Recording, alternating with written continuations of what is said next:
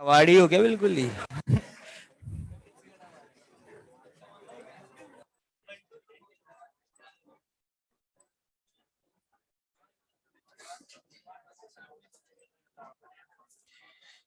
चलिए ठीक है सर।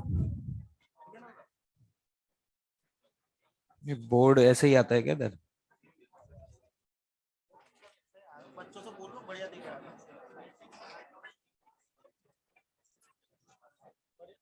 ठीक है ठीक है ठीक है, कोई दिक्कत नहीं।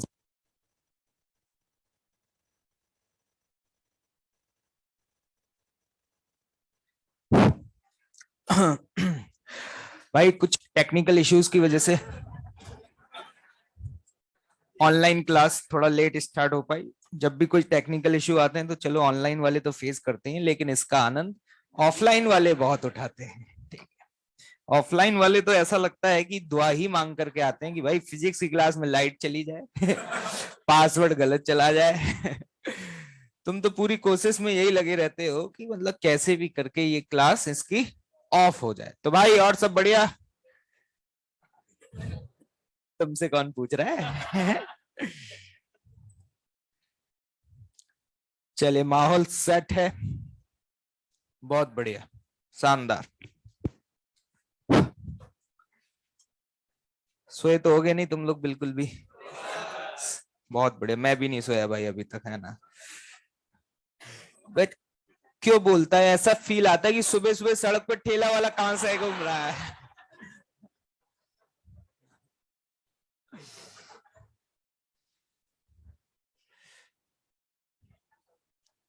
चलिए यहाँ पे लग रहा है ये ज्यादा इधर लगा दिया है ना। क्या चाहते हैं, यूज करने देंगे कि नहीं? धीरे धीरे कम ही करते जा रहे हैं, कुछ दिन बाद कह देंगे इतने में ही है। देख लीजिए भाई, आप बता पाए तो देख लीजिए, ठीक है। तो कहां तक पहुंच गए थे भाई? टॉर्क की बात चल रही थी, बहुत शानदार। थोड़ा सा वक्त चला गया, आधा घंटा। हाँ चलिए ठीक है, शानदार। तो कल बात कर रहे थे कि अगर किसी बॉडी के ऊपर नेट फोर्स जीरो है तो क्या नेट टॉर्क भी जीरो होगा? नेट टॉर्क जीरो होगा या नहीं होगा इस पे तो मैं कमेंट नहीं कर सकता, लेकिन हाँ एक बात बोल सकता हूं कि आप किसी भी एक पॉइंट के अबाउट टॉर्क निकाल लेना। अब मान लो उस टॉर्क की वैल्यू आई 10, कितनी आई? 10। तो कसम है इस बात की कि दुनिया में हर पॉइंट के अबाउट उसकी वैल्यू कितनी आएगी? 10 है। क्या ये चर्चा हो चुकी थी? ये बात बहुत छोटी सी है, लेकिन अभी जब हम आगे बढ़ेंगे तो ये छोटे छोटे पॉइंट्स हमारी बहुत हेल्प करेंगे।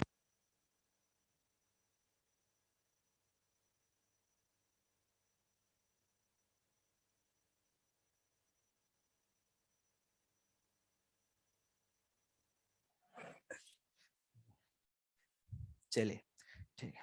बेचारे हड़बड़ी, हाँ सर बताइए। बेचारे उठ गए सुबह सुबह। हाँ चलिए, देखिए भाई। और ये भी बात करी थी कि आज के बाद कभी भी ग्रेविटी का अगर टॉर्क कैलकुलेट करना है तो सीधे कहाँ लगा दीजिए? Centre of mass. देखो भाई यहाँ पर टाइम बम वगैरह तो मत लगाओ। कोई दुश्मनी है संडे को एक्स्ट्रा क्लास लगाने की वजह से परेशान हो, ठीक है, तो इसका समाधान निकाल लेंगे भाई, आराम से घर चले जाओ, लेकिन ये सब हरकतें बिल्कुल भी मत करो, ठीक है। अब हम बढ़ रहे हैं यहां पर नेक्स्ट टॉपिक की तरफ, और वो नेक्स्ट टॉपिक है इक्विलिब्रियम। नाम तो पहले भी सुना है, इक्विलिब्रियम ऑफ रिजिड बॉडीज। और भाई ऑनलाइन वालों दिख रहा है सबकी, नहीं दिख रहा है तुम्हें?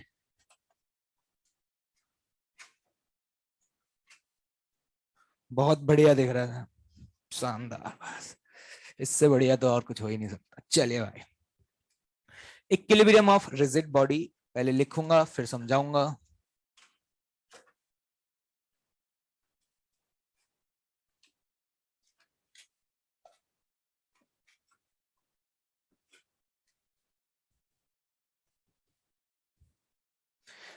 घर वालों को बड़ा प्राउड फील होता होगा कि चलो यार इनकी संडे को भी क्लास लगा दी, कुछ तो कर रहे हैं अच्छा, एलन वाले पैसा वसूल रहे हैं अच्छे से। इक्विलिब्रियम एक ऐसा वर्ड है जिससे हम लोग काफी फैमिलियर रहे हैं और मैकेनिक्स में कई बार यूज भी किया है। तो सर फिर आज क्यों यूज कर रहे हैं, जरा देखेंगे। आज हम बात करेंगे इक्विलिब्रियम ऑफ रिजिड बॉडी। आज से पहले हमने बात करी थी एक ऐसे पार्टिकल का इक्विलिब्रियम जिसके डायमेंशंस वगैरह ऑलमोस्ट क्या हो, नेग्लिजिबल रहे हो। जब हम रिजिड बॉडी की बात कर रहे होते हैं तो हम ये कहते हैं कि इक्विलिब्रियम दो तरीके का होता है, एक ट्रांसलेशनल इक्विलिब्रियम और दूसरा क्या, रोटेशनल इक्विलिब्रियम। ठीक है, ट्रांसलेशनल इक्विलिब्रियम का मतलब होता है कि उस गिवन बॉडी के ऊपर जो भी नेट फोर्सेस लग रहे हैं उनका समेशन क्या होना चाहिए, जीरो। लेकिन सिर्फ नेट फोर्स जीरो है तो ये बोल देना कि वो बॉडी इक्विलिब्रियम में है, ये सफिशिएंट कंडीशन नहीं है अगर वो एक रिजिड बॉडी है तो। क्योंकि कल हमने देखा था फोर्स कपल, क्या याद आ रहा है, इक्वल एंड क्या नेट फोर्स जीरो था, लेकिन फिर भी उन फोर्स कपल का जो टॉर्क था वो अपोजिट दिशा में था या सेम दिशा में था। तो सिर्फ नेट फोर्स जीरो है ये बोलकर के काम चलने वाला नहीं है। नेट फोर्स जीरो होने का मतलब है कि बॉडी ट्रांसलेशनल इक्विलिब्रियम में तो है लेकिन रोटेशनल इक्विलिब्रियम में नहीं है। मतलब this is not the sufficient condition. अगर कोई भी गिवन रिजिड बॉडी इक्विलिब्रियम में है तो मुझे ये बोलना होगा कि उस पर नेट फोर्स भी जीरो होना चाहिए and the next point is net torque भी जीरो होना चाहिए। जैसे मैं बोलता हूं कि नेट टॉर्क जीरो होना चाहिए तो एकदम से बिल्लू भाई हमारे पूछते हैं सर आप एक बात भूल गए कि सर आपने बोला था कि जब भी हम टॉर्क की बात करेंगे तो वी हैव टू स्पेसिफाई कि किस पॉइंट के अबाउट। तो आपने ये तो बता दिया कि नेट टॉर्क जीरो होना चाहिए लेकिन आप ये बताना भूल गए किस पॉइंट के अबाउट।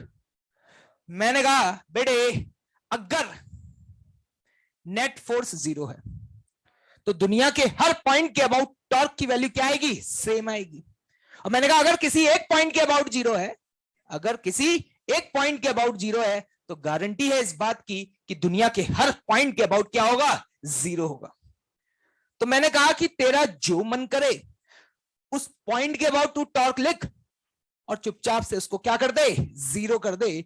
तुझे इस बात की टेंशन लेने की जरूरत नहीं है कि मैं नेट टॉर्क किस पॉइंट के अबाउट जीरो करूं। मतलब आज के बाद मुझे समझ में आ चुका है कि अगर कोई भी रिजिड बॉडी इक्विलिब्रियम में है तो मैं ये दो कंडीशंस लगाऊंगा, सिर्फ एक कंडीशन से मेरा आंसर आने वाला नहीं है। ठीक है, और अगर मैं बोल रहा हूं नेट फोर्स जीरो है तो जरूरी थोड़ी है कि फोर्स किसी एक ही एक्सिस के अलोंग लग रहा हो।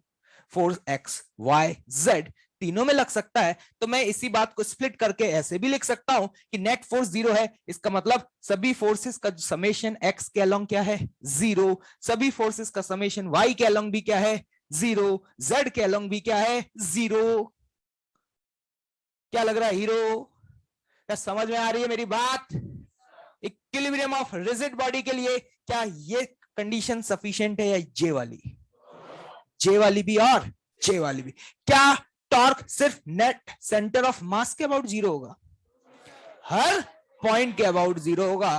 तो ये दो कंडीशन लगा करके हम इक्विलिब्रियम ऑफ रिजिड बॉडी के प्रॉब्लम्स को क्या करेंगे, सॉल्व करेंगे। तो जल्दी से फटाफट नोट डाउन करें फिर आगे बढ़ेंगे भाई।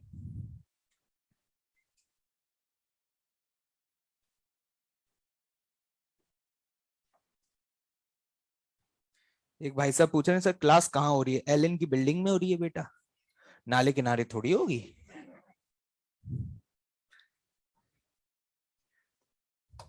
मतलब नाले किनारे जो एलएन की बिल्डिंग है उसमें हो रही है। क्यों रख दिया है भाई इन्होंने सब कुछ?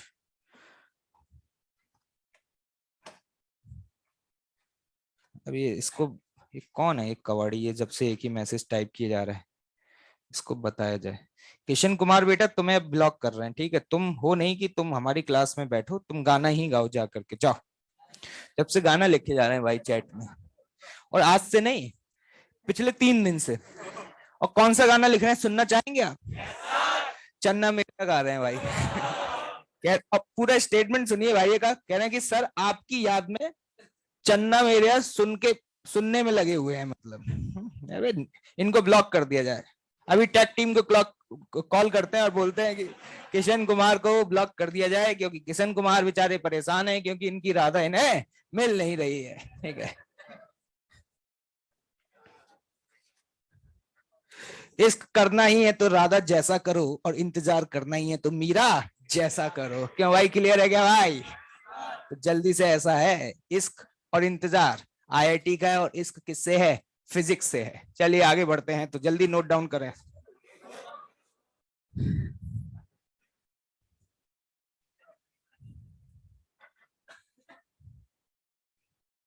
गिरेगा तो नहीं?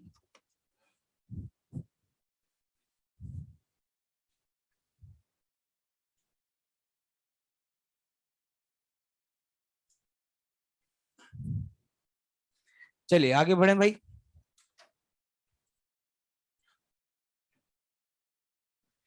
नोट कर लियो क्या? तो देखो, अब हम सीधे प्रॉब्लम्स को सॉल्व करेंगे और देखेंगे कि इक्विलिब्रियम ऑफ रिजिड बॉडी के प्रॉब्लम्स को कैसे अप्रोच करते हैं। बहुत ही आसान सा टॉपिक है और सवाल बहुत पूछे जाते हैं, और मुझे उम्मीद है कि मैं सवाल लिखूंगा उससे पहले ही आप आंसर बता देंगे। ठीक है भाई, तो लिखें यहाँ क्वेश्चन नंबर 1। कम से कम 6 से 7 सवाल करेंगे, सस्ते सस्ते, कोई दिक्कत वाली बात नहीं है। देखते जाइएगा।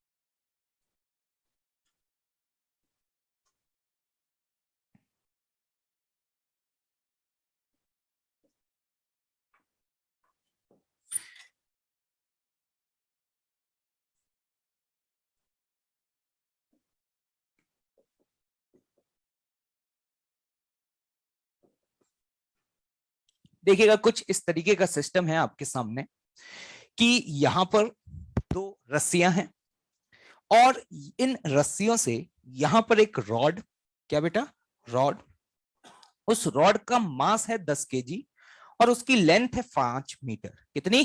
5 मीटर। उसको हैंग कर दिया, ठीक है भाई, रस्सियों से टांग दिया, और साथ ही साथ उस रॉड के ऊपर एक 2 केजी का ब्लॉक भी रख दिया। क्या कर दिया? 2 केजी का ब्लॉक भी रख दिया। और ब्लॉक जहां पे रखा है वो रॉड के एक एंड पॉइंट से कितनी दूरी पर है? 2 मीटर की दूरी पर है। यहाँ पे जो रस्सी है, इस वाली रस्सी में बोला कि भाई साहब टेंशन T1 है, और इस वाली रस्सी में बोला टेंशन कितनी है? T2 है। और फिर आपसे सवाल पूछा गया कि ये बताइए कि T1 और T2 की वैल्यू क्या होगी। तो जल्दी से क्वेश्चन लिखें, find the tension force in a string if rod is in equilibrium. If rod is in equilibrium.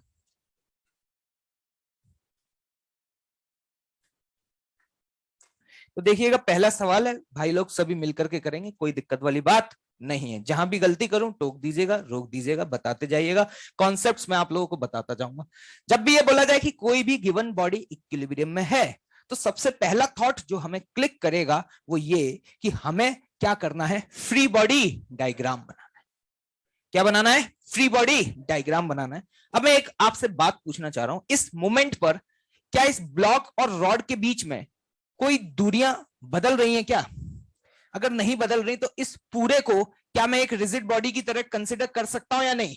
इस मोमेंट पे तो कर सकता हूं ना, क्योंकि ये पूरी बॉडी अभी क्या है? इक्विलिब्रियम में है। तो मैंने कहा कि मान लो ये मेरी पूरी एक बॉडी है, ये पूरी मेरी क्या है? एक बॉडी है।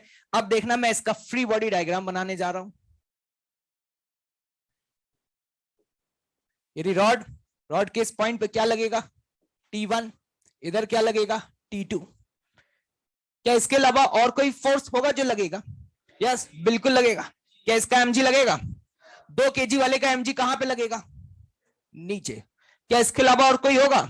यस, होगा, जो जनरली हम देख करके मिस कर देते हैं, और वो कौन होगा? रॉड का mg। किसका mg? रॉड। लेकिन याद रखना, रॉड का जब भी mg लगाओ तो कहां पे लगाओ? सेंटर ऑफ मास पे लगाओ। कल बताया था। तो रॉड की टोटल लेंथ है 5 मीटर। कितनी है बेटे? 5 मीटर। तो मुझे यहाँ पे रॉड का अगर mg लगाना है तो क्या सीधे सेंटर ऑफ मास पे लगा दिया जाए? तो सेंटर ऑफ मास, रॉड का मास कितना है?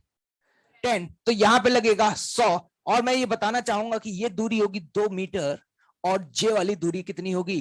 2.5 मीटर। क्या यहां तक किसी को कोई तकलीफ है क्या? क्या इसके अलावा और कोई फोर्स जो कि इस गिवन सिस्टम के ऊपर लग रहा है? पक्का?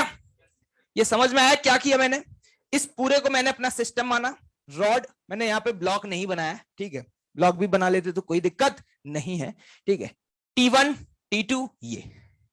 अब पहली इक्वेशन ट्रांसलेशनल इक्विलिब्रियम, कौन सी equation? Translational equilibrium. Translational equilibrium की जब हम चर्चा करते हैं तो हम कहते हैं कि नेट फोर्स जीरो। क्या इस समय जो फोर्सेस हैं वो सिर्फ वाई एक्सिस के अलॉन्ग लग रहे हैं? तो मैं कह सकता हूं ऊपर वाला फोर्स बराबर नीचे वाला फोर्स। ऊपर वाला फोर्स बताएं कितना है और नीचे वाला फोर्स कितना है? क्या भाई वो क्लियर है क्या? लेकिन इक्वेशन तो एक है, इक्वेशन तो एक है, लेकिन अननोन कितने हैं? कौन कौन? T1 और T2। क्या हमें T1 और T2 की वैल्यू कैलकुलेट करनी पड़ेगी? तो दूसरी इक्वेशन कहां से आएगी? Torque analysis. कहां से आएगी? Torque analysis. अब सवाल ये उठता है कि टॉर्क किस पॉइंट के अबाउट कैलकुलेट करके जीरो करें? क्या किसी भी पॉइंट के अबाउट कर सकते हैं? मैं तो कहता हूं कि जो मन करे आप उसके अबाउट कर लें, लेकिन हमें सवाल को जल्दी भी तो सॉल्व करना है भाई, हमारा ये भी तो ऑब्जेक्टिव है। ये थोड़ी कि सवाल सॉल्व करते रहे और आधे घंटे बाद आंसर निकाला। भाई जेई निकालनी है, यूपीएससी थोड़ी निकालनी है। क्या ये बात समझ में आ रही है भाई? तो मैंने कहा कि वैसे तो आप किसी भी पॉइंट के अबाउट कर लो, लेकिन जब भी ऐसे सवाल आते हैं तो मैं उस पॉइंट के अबाउट जीरो करना पसंद करता हूं जिस पॉइंट के अबाउट अननोन फोर्स का टॉर्क जीरो हो रहा हो। तो उससे क्या है, एक ही इक्वेशन से सटाक से तुम्हारा आंसर आ जाता है। मतलब मैंने कहा अगर मैं इस पॉइंट की बात करूं, कौन से पॉइंट की? इस पॉइंट की बात करूं तो इस पॉइंट के अबाउट का T1 का टॉर्क जीरो हो जाएगा। और जब तुम टॉर्क लिखोगे तो सिर्फ उस पूरी इक्वेशन में अननोन कौन आएगा? T2। देखो कैसे देख रहे हैं, क्या समझ में आ रहा भाइयों? मैंने कहा इस पॉइंट के अबाउट ये वाला टॉर्क, क्लॉकवाइज सेंस वाला टॉर्क और एंटी क्लॉकवाइज सेंस वाला टॉर्क, ये दोनों आपस में एक दूसरे को क्या करेंगे? बराबर करेंगे। तो मैं आपसे एक बात पूछना चाह रहा हूं कि इस समय इस पॉइंट के अबाउट कौन है जो इसे एंटी क्लॉकवाइज घुमाएगा? T2 है? क्या बात कर रहे हो? तो जल्दी से बताना T2 का टॉर्क कितना लिखोगे? T2 into length. लेंथ कितनी है? क्या 5 है बेटे? क्या समझ पा रहे हो? अब इस टॉर्क को बराबर करना है क्योंकि ये टॉर्क है एंटी क्लॉकवाइज। एंटी क्लॉकवाइज वाला क्या क्लॉकवाइज के बराबर होगा? अगर क्लॉकवाइज के बराबर होगा तो जल्दी से बताना यहां पर कितने का टॉर्क आएगा? क्या 20 का आएगा? तो 20 का बताओ कितना आएगा? 20 इंटू अरे नहीं यार भाई, प्लस 100 का आएगा। 100 कितने पे लग रहा है? 2.5 पर। तो 100 इंटू 2.5। क्या लग रहा है कवाली सॉल्व हो पा रहा है? इंटरेस्टिंग बात यह है कि जैसे ये इक्वेशन लिखी वैसे तुरंत T2 की वैल्यू आ गई। तो T2 की आ गई तो तुम्हें यहाँ पे दो इक्वेशन बना के फर्दर सॉल्व करना ही नहीं पड़ा, क्योंकि यहां से जैसे ही T2 आया यहाँ पुट कर दिया। क्या आ गया भाइयों? T1 आ गया। ये फायदा। अगर तुम इसके अबाउट लिखते तो उस इक्वेशन में T1 भी अननोन होता और T2 भी। अरे गलत नहीं था, आंसर वहां से भी आ जाता, लेकिन हमें जल्दी सॉल्व करना है, आराम से सॉल्व करना है। तो क्या बताओ भाइयों, यहां से T2 की वैल्यू क्या आ रही है? 50? क्या सभी की आ रही है? अगर मैं इस T2 की वैल्यू को यहां सब्स्टिट्यूट कर दूं, क्या मेरे पास T1 आ जाएगा? तो जल्दी से बताएं T1 की वैल्यू कितनी आ रही है? 62 न्यूटन। ये है भैया बेसिक फंडा। आराम से देखिए, किसी को कोई दिक्कत है तो पूछ लीजिए। अभी मैंने सिखाया कि how to think, how to approach the problems of equilibrium of a rigid body. इसके बाद नहीं बताऊंगा, इसके बाद एक भी नहीं बताऊंगा। इसके बाद आप लोग खुद सॉल्व करेंगे। तो देख लीजिए, कोई दिक्कत है तो पूछ लीजिए।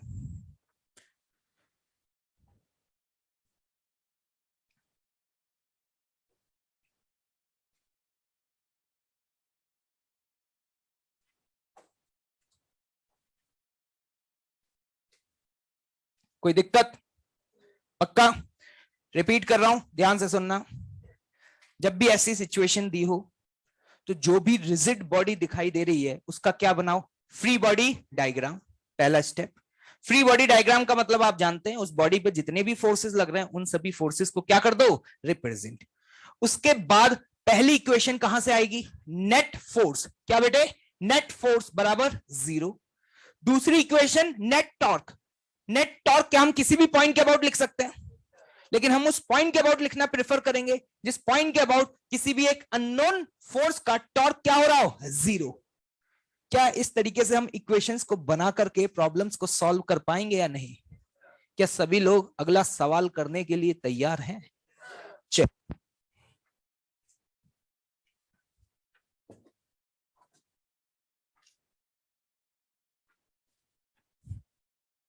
अब मैं एक भी सवाल नहीं करूंगा।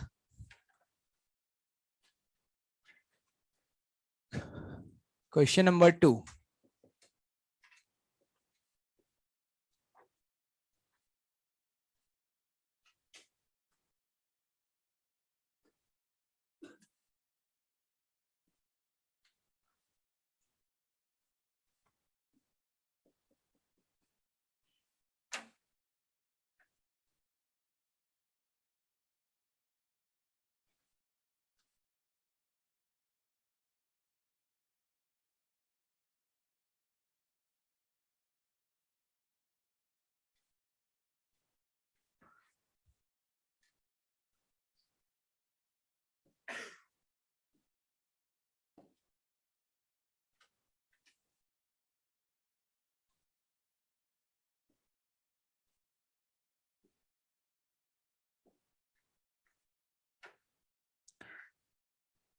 एक रॉड, इस रॉड का मास कितना है बेटे? 5 kg, वही पुरानी वाली रॉड है, ठीक है। इसके ऊपर एक ब्लॉक रख दिया गया है, इस ब्लॉक का मास कितना है? 1 kg। लेकिन इस बार जो रस्सी आप देख पा रहे हैं, वो रस्सी इस रॉड के 2 एंड पॉइंट को कनेक्ट नहीं कर रही। एक तो एंड पॉइंट को कर रही है, लेकिन जो दूसरी रस्सी है वो रॉड के इस एंड पॉइंट से 5 मीटर की दूरी पे, कितनी दूरी पर है? 5 मीटर की दूरी पर है। और रॉड की जो टोटल लेंथ है वो कितनी है बेटे? 15 मीटर है। सवाल आपके सामने ये आया कि जनाब आपको ये बताना है कि अगर यहाँ पे टेंशन T1 है और यहाँ पे टेंशन T2 है, तो टेंशन T1 और T2 का वैल्यू क्या होगा if a system is in equilibrium? समय आपका शुरू।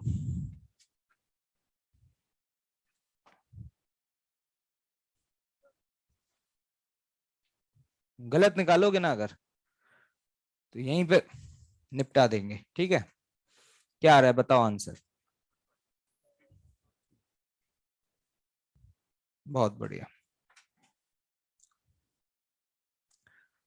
जल्दी बताइए भाई। और भाई उत्कर्ष बढ़िया, एकदम आनंद आ रहा है।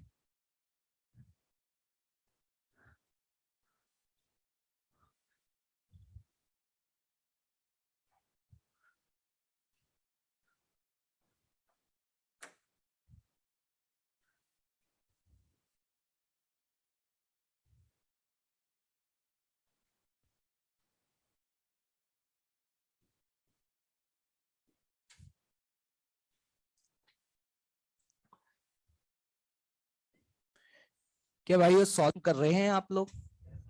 पक्का? चलिए देखते हैं भाई वो आपका क्या आंसर आता है।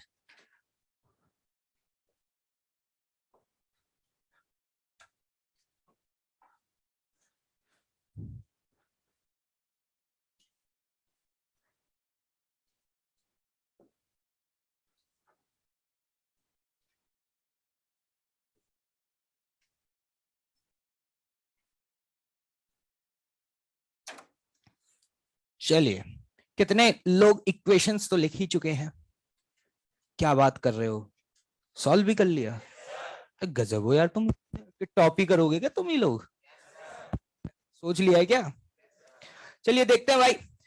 मैंने फ्री बॉडी डायग्राम बनाया। टोटल कितने फोर्स लगेंगे? 4। कितने लगेंगे? 4। क्या ये बात समझ आ रही है?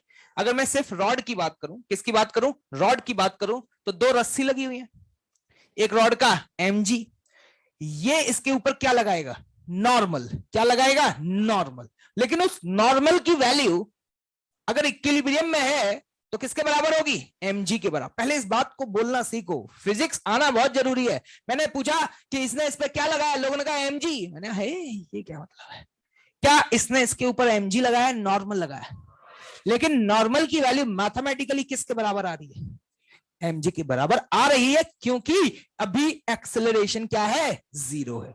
कल अगर ये एक्सेलरेट कर रहा होगा लिफ्ट में रख करके, मान लो एक लिफ्ट के अंदर रख दें और सिस्टम ऊपर एक्सेलरेट कर रहा है, मेरे गरीब भाई बंधुओं जब से बताना, क्या उस केस में नॉर्मल की वैल्यू क्या mg के बराबर हो जाएगी? क्या क्या हमारे फंडामेंटल एकदम सटीक तरीके से क्लियर है या नहीं है?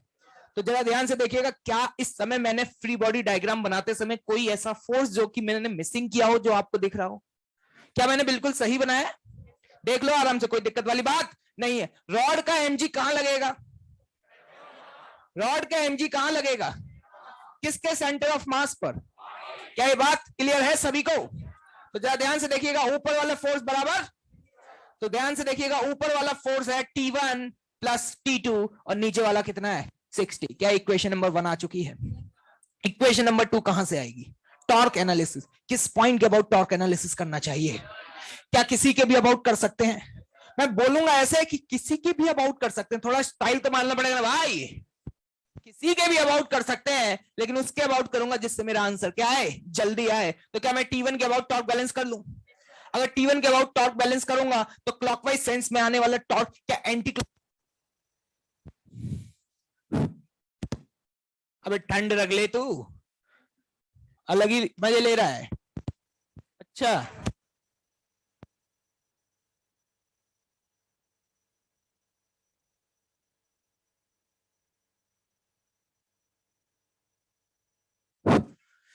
कोई दिक्कत वाली बात नहीं है, उसे भी तो हक है भाई। या ध्यान से देखिएगा, इसके अबाउट क्या T2 का टॉर्क किस सेंस में आ रहा है? क्या एंटी क्लॉकवाइज वाला टॉर्क क्या क्लॉकवाइज के बराबर होगा? अगर ये बॉडी रोटेट नहीं कर रही है तो जितने भी फोर्सेस इसे एंटी क्लॉकवाइज सेंस में घुमाना चाह रहे हैं उनका टॉर्क बताइए, क्या सिर्फ T2 का आएगा? T2 यहां से कितनी दूरी पर है? क्या परपेंडिकुलर डिस्टेंस 10 दिख रहा है? बेटो अगर 10 दिख रहा है तो क्या मैं T2 इंटू 10 लिख सकता हूं? क्या ये बराबर क्लॉकवाइज के कर दें? क्लॉकवाइज में क्या ये 50 आएगा? लेकिन 50 की ये दूरी कितनी है? 15/2। बहुत बढ़िया, शानदार। 10 की कितनी है? 10 इंटू ये डिस्टेंस बता दो बेटे, परपेंडिकुलर डिस्टेंस 10 है या 15 है? रॉड का एंड पॉइंट, रॉड का एंड पॉइंट कितनी दूरी पर दिख रहा है? हैं? क्या सही लिखी जा रही है क्या इक्वेशन? कहीं कोई गलती तो नहीं हो रही भाइयों? तो जल्दी से बताओ यहां से T2 की वैल्यू क्या आ रही है? 50.5। बहुत शानदार। अगर T2 की वैल्यू उठा के यहां पुट कर दी जाए, क्या T1 आ जाएगा? क्या 7.5 न्यूटन आ रहा है? मुझे ऐसा लग रहा है कि सवाल बहुत ही आसान है और कॉन्सेप्ट एकदम झन्नाट तरीके से क्लियर हो चुका है। क्या अगले सवाल के लिए तैयार हैं? तो चलिए भाई जल्दी से नोट डाउन करें गरीब भाई बंधु, अगले सवाल की तरफ मूव करेंगे फिर। बहुत शानदार। मैं बोल रहा था कि समवन विल आस्क यू कि इसने इस पे कितना फोर्स लगाया, तो मैं बोलूंगा वो नॉर्मल के बराबर, नॉर्मली तो लगाएगा, लेकिन मैथमेटिकली उस नॉर्मल की वैल्यू किसके बराबर है? mg के बराबर है।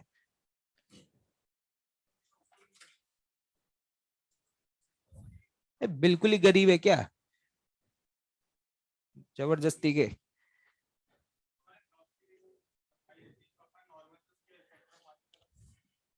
अलग अलग बना लेते फ्री बॉडी डायग्राम, रॉड का अलग और उसका अलग, फिर सॉल्व कर लेते। ठीक है, देखिएगा भाइयों, बचपन में एक झूला हुआ करता था जिसका नाम सीसॉ हुआ करता था। क्या देखे हो तुम लोग? उस पर बहुत गेम खेला गया होगा। छोटे भाई को बिठा देते थे उस पार और हम इस पार बैठते थे, एकदम से उछल के छोटा भाई उछल के ऊपर चला जाता था। क्या किया है ये सब? नहीं किए क्या? बचपन तुम्हारा बहुत बर्बाद रहा, जीवन में शौक ही पूरे नहीं कर पाए। जरा ध्यान से देखना, कुछ वैसा ही हमारे पास सी सॉ है, लेकिन ये सी सॉ हमने बनाया खुद, आर भाई की दुकान पे बनाया भाई। इसमें क्या है, एक ब्लॉक है जो कि यहां रखा हुआ है और इसका जो मास है वो 40 kg है। कितना है भाइयों? 40 kg। वैसे तो जो सीसॉ होते हैं उसमें वो पॉइंट जहां पे हिंज होता है, वो पॉइंट जहां पे ये हिंज होता है वो मिड पॉइंट होता है। क्या होता है? Mid point. लेकिन हमने डिजाइन किया है तो अपने हिसाब से किया है, लेकिन ये अभी पॉइंट मिड पॉइंट नहीं है। ध्यान से सुनना, इस पूरे रॉड की टोटल लंबाई है 6 मीटर। कितनी है भाइयों? 6 मीटर। और यहां से यहां तक की ये जो दूरी आप देख पा रहे हैं, ये दूरी है 2 मीटर। कितनी है? 2 मीटर। क्या सभी को दिख रही है? अब क्या है भाई, यह 40 kg रख दिया, क्या ये हॉरिजॉन्टल रहेगा? क्या होगा? तो मैंने तुम्हें यहां ले जाके बिठा दिया। किधर बिठा दिया? इधर बिठा दिया। मैंने कहा तुम्हारा मास कितना है भाइयों? 5 है। ये जो रॉड देख पा रहे हैं, ये वाली जो रॉड आपको दिखाई दे रही है जिसके ऊपर ये दोनों ब्लॉक रखे गए हैं, ये जो रॉड आप देख पा रहे हैं, इस रॉड का लेंथ, क्या बेटे, लेंथ कितनी है, 6 मीटर। कितनी है, 6 मीटर। और इसका जो मास है, ये मास है रॉड का। किसका मास है, रॉड का, वो है 10 केजी। कितना है भाइयों, 10 केजी। क्या समझ में आ रहा है कुछ? जल्दी से सवाल लिखिएगा फटाफट। Find the M, find the M so that, find the m so that rod remains horizontal. Find the m so that rod remains horizontal. A part. And the B part, force exerted by the hinge. The force exerted by the hinge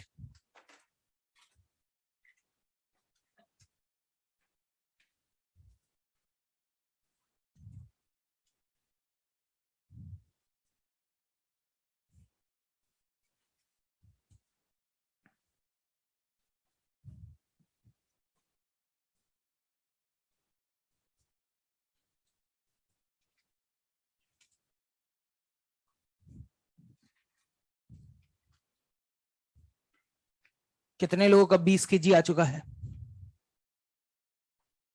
एकदम गलत है भाई, कवाड़ी बना देंगे तुम्हें, बता दिए, शकल से ही लग रहे हो वैसे तुम।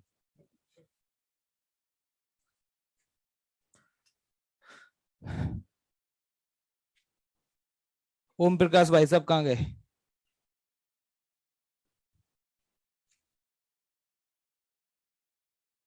सन्नाटा छा गया भाई।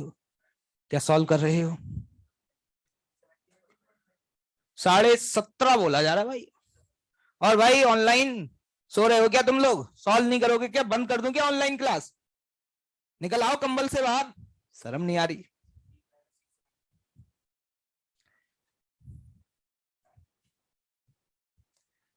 भाइयों जब भी इस तरीके के सवाल आए तो हमें देखते ही क्या कर देना चाहिए, छोड़ देना चाहिए। कौन है ये? ऐसे सवालों को छोड़ दोगे? ऐसे पहुंचोगे तुम आईआईटी में, फिर तो पूरा पेपर ही छोड़ के आना पड़ेगा तुम्हें। कैसी बातें कर रहे हो? क्या करना चाहिए? क्या फ्री बॉडी डायग्राम बना लेना चाहिए? किसका फ्री बॉडी डायग्राम बनाए जल्दी से बताओ। हाँ, क्या पूरे सिस्टम या रॉड का बना ले? एक काम कर लेते हैं, रॉड का बना लेते हैं। किसका बना लेते हैं? रॉड का। कोई दिक्कत तो नहीं है तुम्हें? ये लो भाई, रॉड का बनाने जा रहे हैं। देखिएगा सभी लोग ध्यान से, देखिएगा सभी लोग ध्यान से। रॉड का फ्री बॉडी डायग्राम बनाने वाला हूं। एक एक बात बहुत ध्यान से समझा रहा हूं, कोशिश करिएगा समझने की। समझ में आए तो बहुत बढ़िया, नहीं तो कोई दिक्कत वाली बात नहीं है। देखिएगा, इस ब्लॉक की वजह से इस पर नॉर्मल लगेगा। कितना लगेगा? 400। 40 केजी का कितना लगाएगा? 400। बहुत बढ़िया। यहां पे जो आपने ब्लॉक रखा है, ये भी इस पे लगाएगा mg, तो क्या 10m लगा दूं? कोई दिक्कत? और कोई फोर्स जो लगेगा, हिंज का भी फोर्स लगेगा और साथ ही साथ mg और लगेगा। क्या लगेगा? mg। mg किसका? वो रॉड का। रॉड का mg कहां लगता है? रॉड के सेंटर ऑफ मास पर। इस रॉड की टोटल लेंथ कितनी है? टोटल लेंथ कितनी है? 6 मीटर। तो मैं ये कहूंगा कि वो जो फोर्स है वो यहां लगेगा और रॉड की वजह से कितना लगेगा? 100। क्या भाई ये बात समझ आ रही है? एक बात बताइएगा जल्दी से फटाफट जनाब, कि ये डिस्टेंस कितना है? 3 मीटर। क्या इसके अलावा कोई और है जो फोर्स लगा रहा है? जहां पर ये हिंज है यहां से भी फोर्स लगेगा। इंटरेस्टिंग बात ध्यान से सुनने की कोशिश करिएगा कि हिंज किस दिशा में फोर्स लगा रहा है ये हमें पता नहीं होता, ये हमें नहीं पता होता। लेकिन जब भी सवाल आते हैं तो हम क्या करते हैं, ये मान लेते हैं कि हिंज जो फोर्स है वो इस प्लेन में लगा रहा है और उसके 2 कंपोनेंट है, उसके 2 कंपोनेंट है। जब नहीं पता होता तो मान लो हमने कहा कि एक कंपोनेंट तो ऊपर लग रहा है, जिसको मैंने एन वाई बोल दिया। क्या बोल दिया? N Y. और मान लेते हैं कि एक कंपोनेंट एक्स के अलोंग लग रहा है। सर आपको कैसे पता चला इधर ही लगेगा? मैंने कहा मुझे नहीं पता, ये तो मैथ्स वाले बताएंगे। कौन बताएंगे? मैथ्स वाले बताएंगे। मैंने तो मान लिया। ये हिंज का मतलब समझते हो क्या होता है? ये दरवाजे में देखें, ये साइड में जहां पे दरवाजे को इस तरीके से नट बोल्ट से टाइट किया हुआ है, समझ में आ रहा है? बाद में बहुत काम आएगा, मिस्त्री विस्त्री बन जाओगे, यही सब करना है तो मैं बाद में, ठीक है। तो जब हिंज लगा हो तो हिंज किस दिशा में फोर्स लगाएगा ये अपन को नहीं पता होता, तो हम क्या करते हैं, मान लेते हैं कि हिंज जो फोर्स लगा रहा है वो सपोज दो दिशा में लगा रहा है, एक वाई में और एक एक्स में।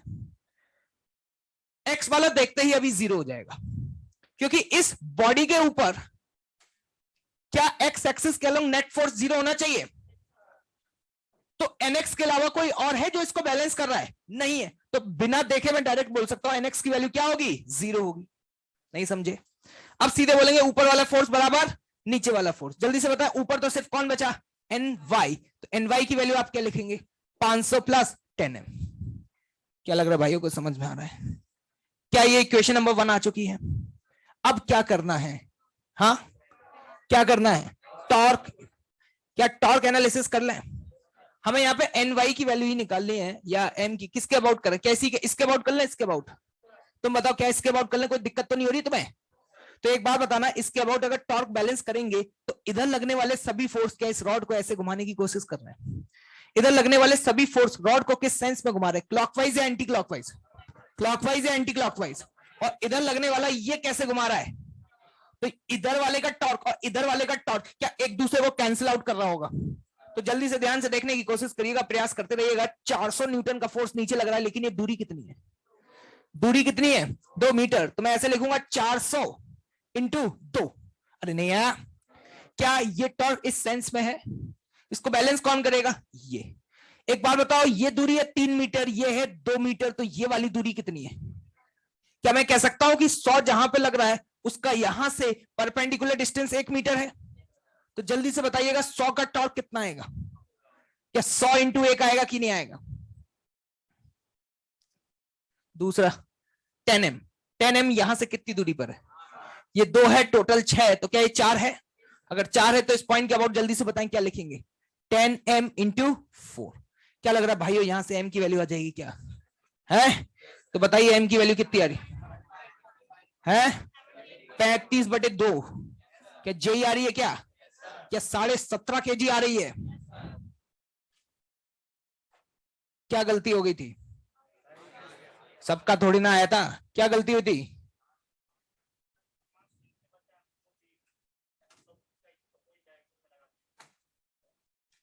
अभी क्लियर है? और बताओ भाई, m की वैल्यू आ गई बेटे, क्या m की वैल्यू यहाँ पे सब्स्टिट्यूट कर दी जाए? अगर m की वैल्यू यहाँ पे सब्स्टिट्यूट कर दी जाएगी तो जल्दी से बताना कितना आ रहा है, 675 न्यूटन। क्यों कबाड़ियों, क्या ये बात तुम सभी को समझ में आ गई है क्या? यहाँ पे जल्दबाजी में कभी कभी क्या होता है, मैं बोलता हूँ बेटा इधर 40 kg रखा है, तो इधर कितना रखें, तो लोग कहते हैं 40 रख दो। क्या ऐसे काम चलेगा क्या भाई? नहीं, क्योंकि अभी ये मिड पॉइंट पर नहीं है।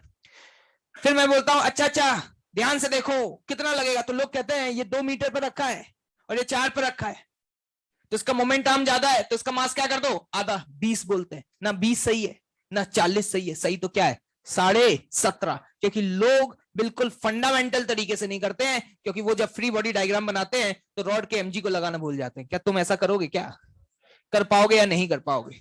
क्या इस प्रोफाइल के क्वेश्चंस आज के बाद अगर तुम्हारे सामने आ जाएं तो बहुत टफ है या बहुत आसान है?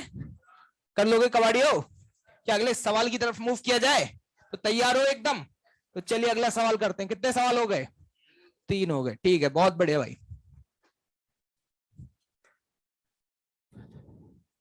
क्वेश्चन नंबर 4 देखिएगा भाई।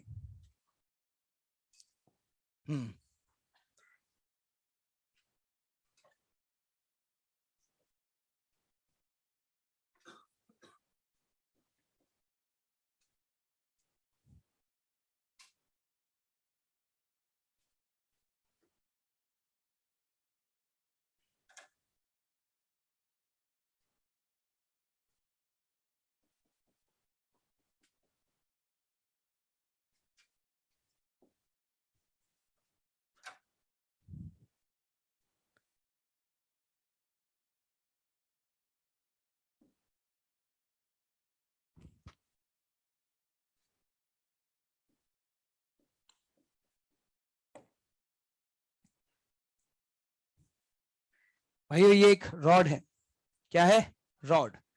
इस रॉड को इस पॉइंट पर तो हिंज कर दिया है। क्या कर दिया है? हिंज कर दिया है। हिंज का मतलब समझते हैं? बहुत बढ़िया। और इस एंड पॉइंट पर रस्सी बांध के खींच के इस दीवार पे लगा दिए भाई। ये रस्सी है भाई। क्या है ये? रस्सी।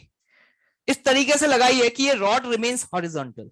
इस तरीके से लगाई है कि जो रॉड है वो हमेशा क्या रहती है? हॉरिजॉन्टल रहती है। रस्सी को कितने एंगल पे लगाया गया? 37 डिग्री पे। रॉड की टोटल लेंथ है 10 मीटर। कितनी है? 10 मीटर। और मास दिया हुआ है 5 KG.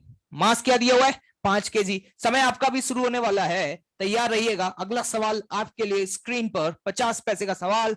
Find A part that is what? Tension force in a string, and the B part, hinge force.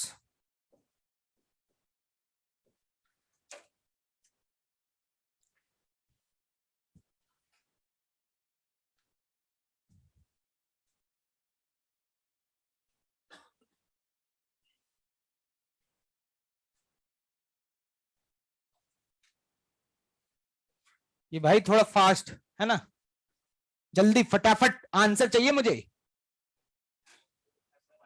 इतने कंफर्ट जोन में थोड़ा ना काम चलेगा। बहुत बढ़िया, शानदार। सभी लोग निकालो भाई।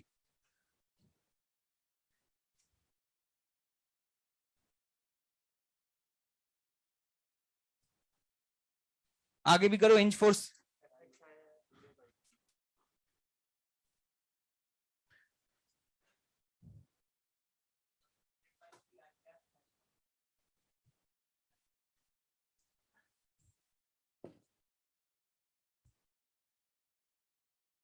क्या लग रहा है भाइयों, कर पाएंगे क्या? है? चलिए देखते हैं। समय आपके पास आखिरी के 30 सेकंड बचे हुए हैं। आपको आंसर देना है, चाहें तो आप लाइफलाइन का भी यूज कर सकते हैं, लेकिन जवाब बताइए। और भाई पुलकित भाई क्या आ रहा है तुम्हारा? बहुत बढ़िया, एक नंबर, एक नंबर। कर पाओगे तुम लोग? हो गया, बहुत सही यार, शानदार, वंडरफुल। समय समाप्त। सबसे पहले स्टेप बताइए कबाड़ियों, क्या करना चाहिए? क्या फ्री बॉडी डायग्राम बना लेना चाहिए? किसका बनाए? रॉड का बनाना चाहिए भाई। तो चलिए देखिएगा भाई, मेरी मदद करते रहिएगा, जहां गलती करूं वहां बता दीजिएगा, टोक दीजिएगा। ये रहा रॉड। इस रॉड का फ्री बॉडी डायग्राम बनाएंगे तो सबसे पहले यहाँ पे टेंशन लगा दी। क्या लगा दी? टेंशन। वैसे भी जीवन में टेंशन बहुत है। टेंशन कितने पे लगा दी? 37 डिग्री पे। एक रॉड का एमजी लगेगा। रॉड का एमजी कहां पे लगाएं? या रॉड के सेंटर पे लगा दें? कितना एमजी लगेगा? 50। अब आती है हिंज फोर्स की। हिंज फोर्स यहां लगेगा।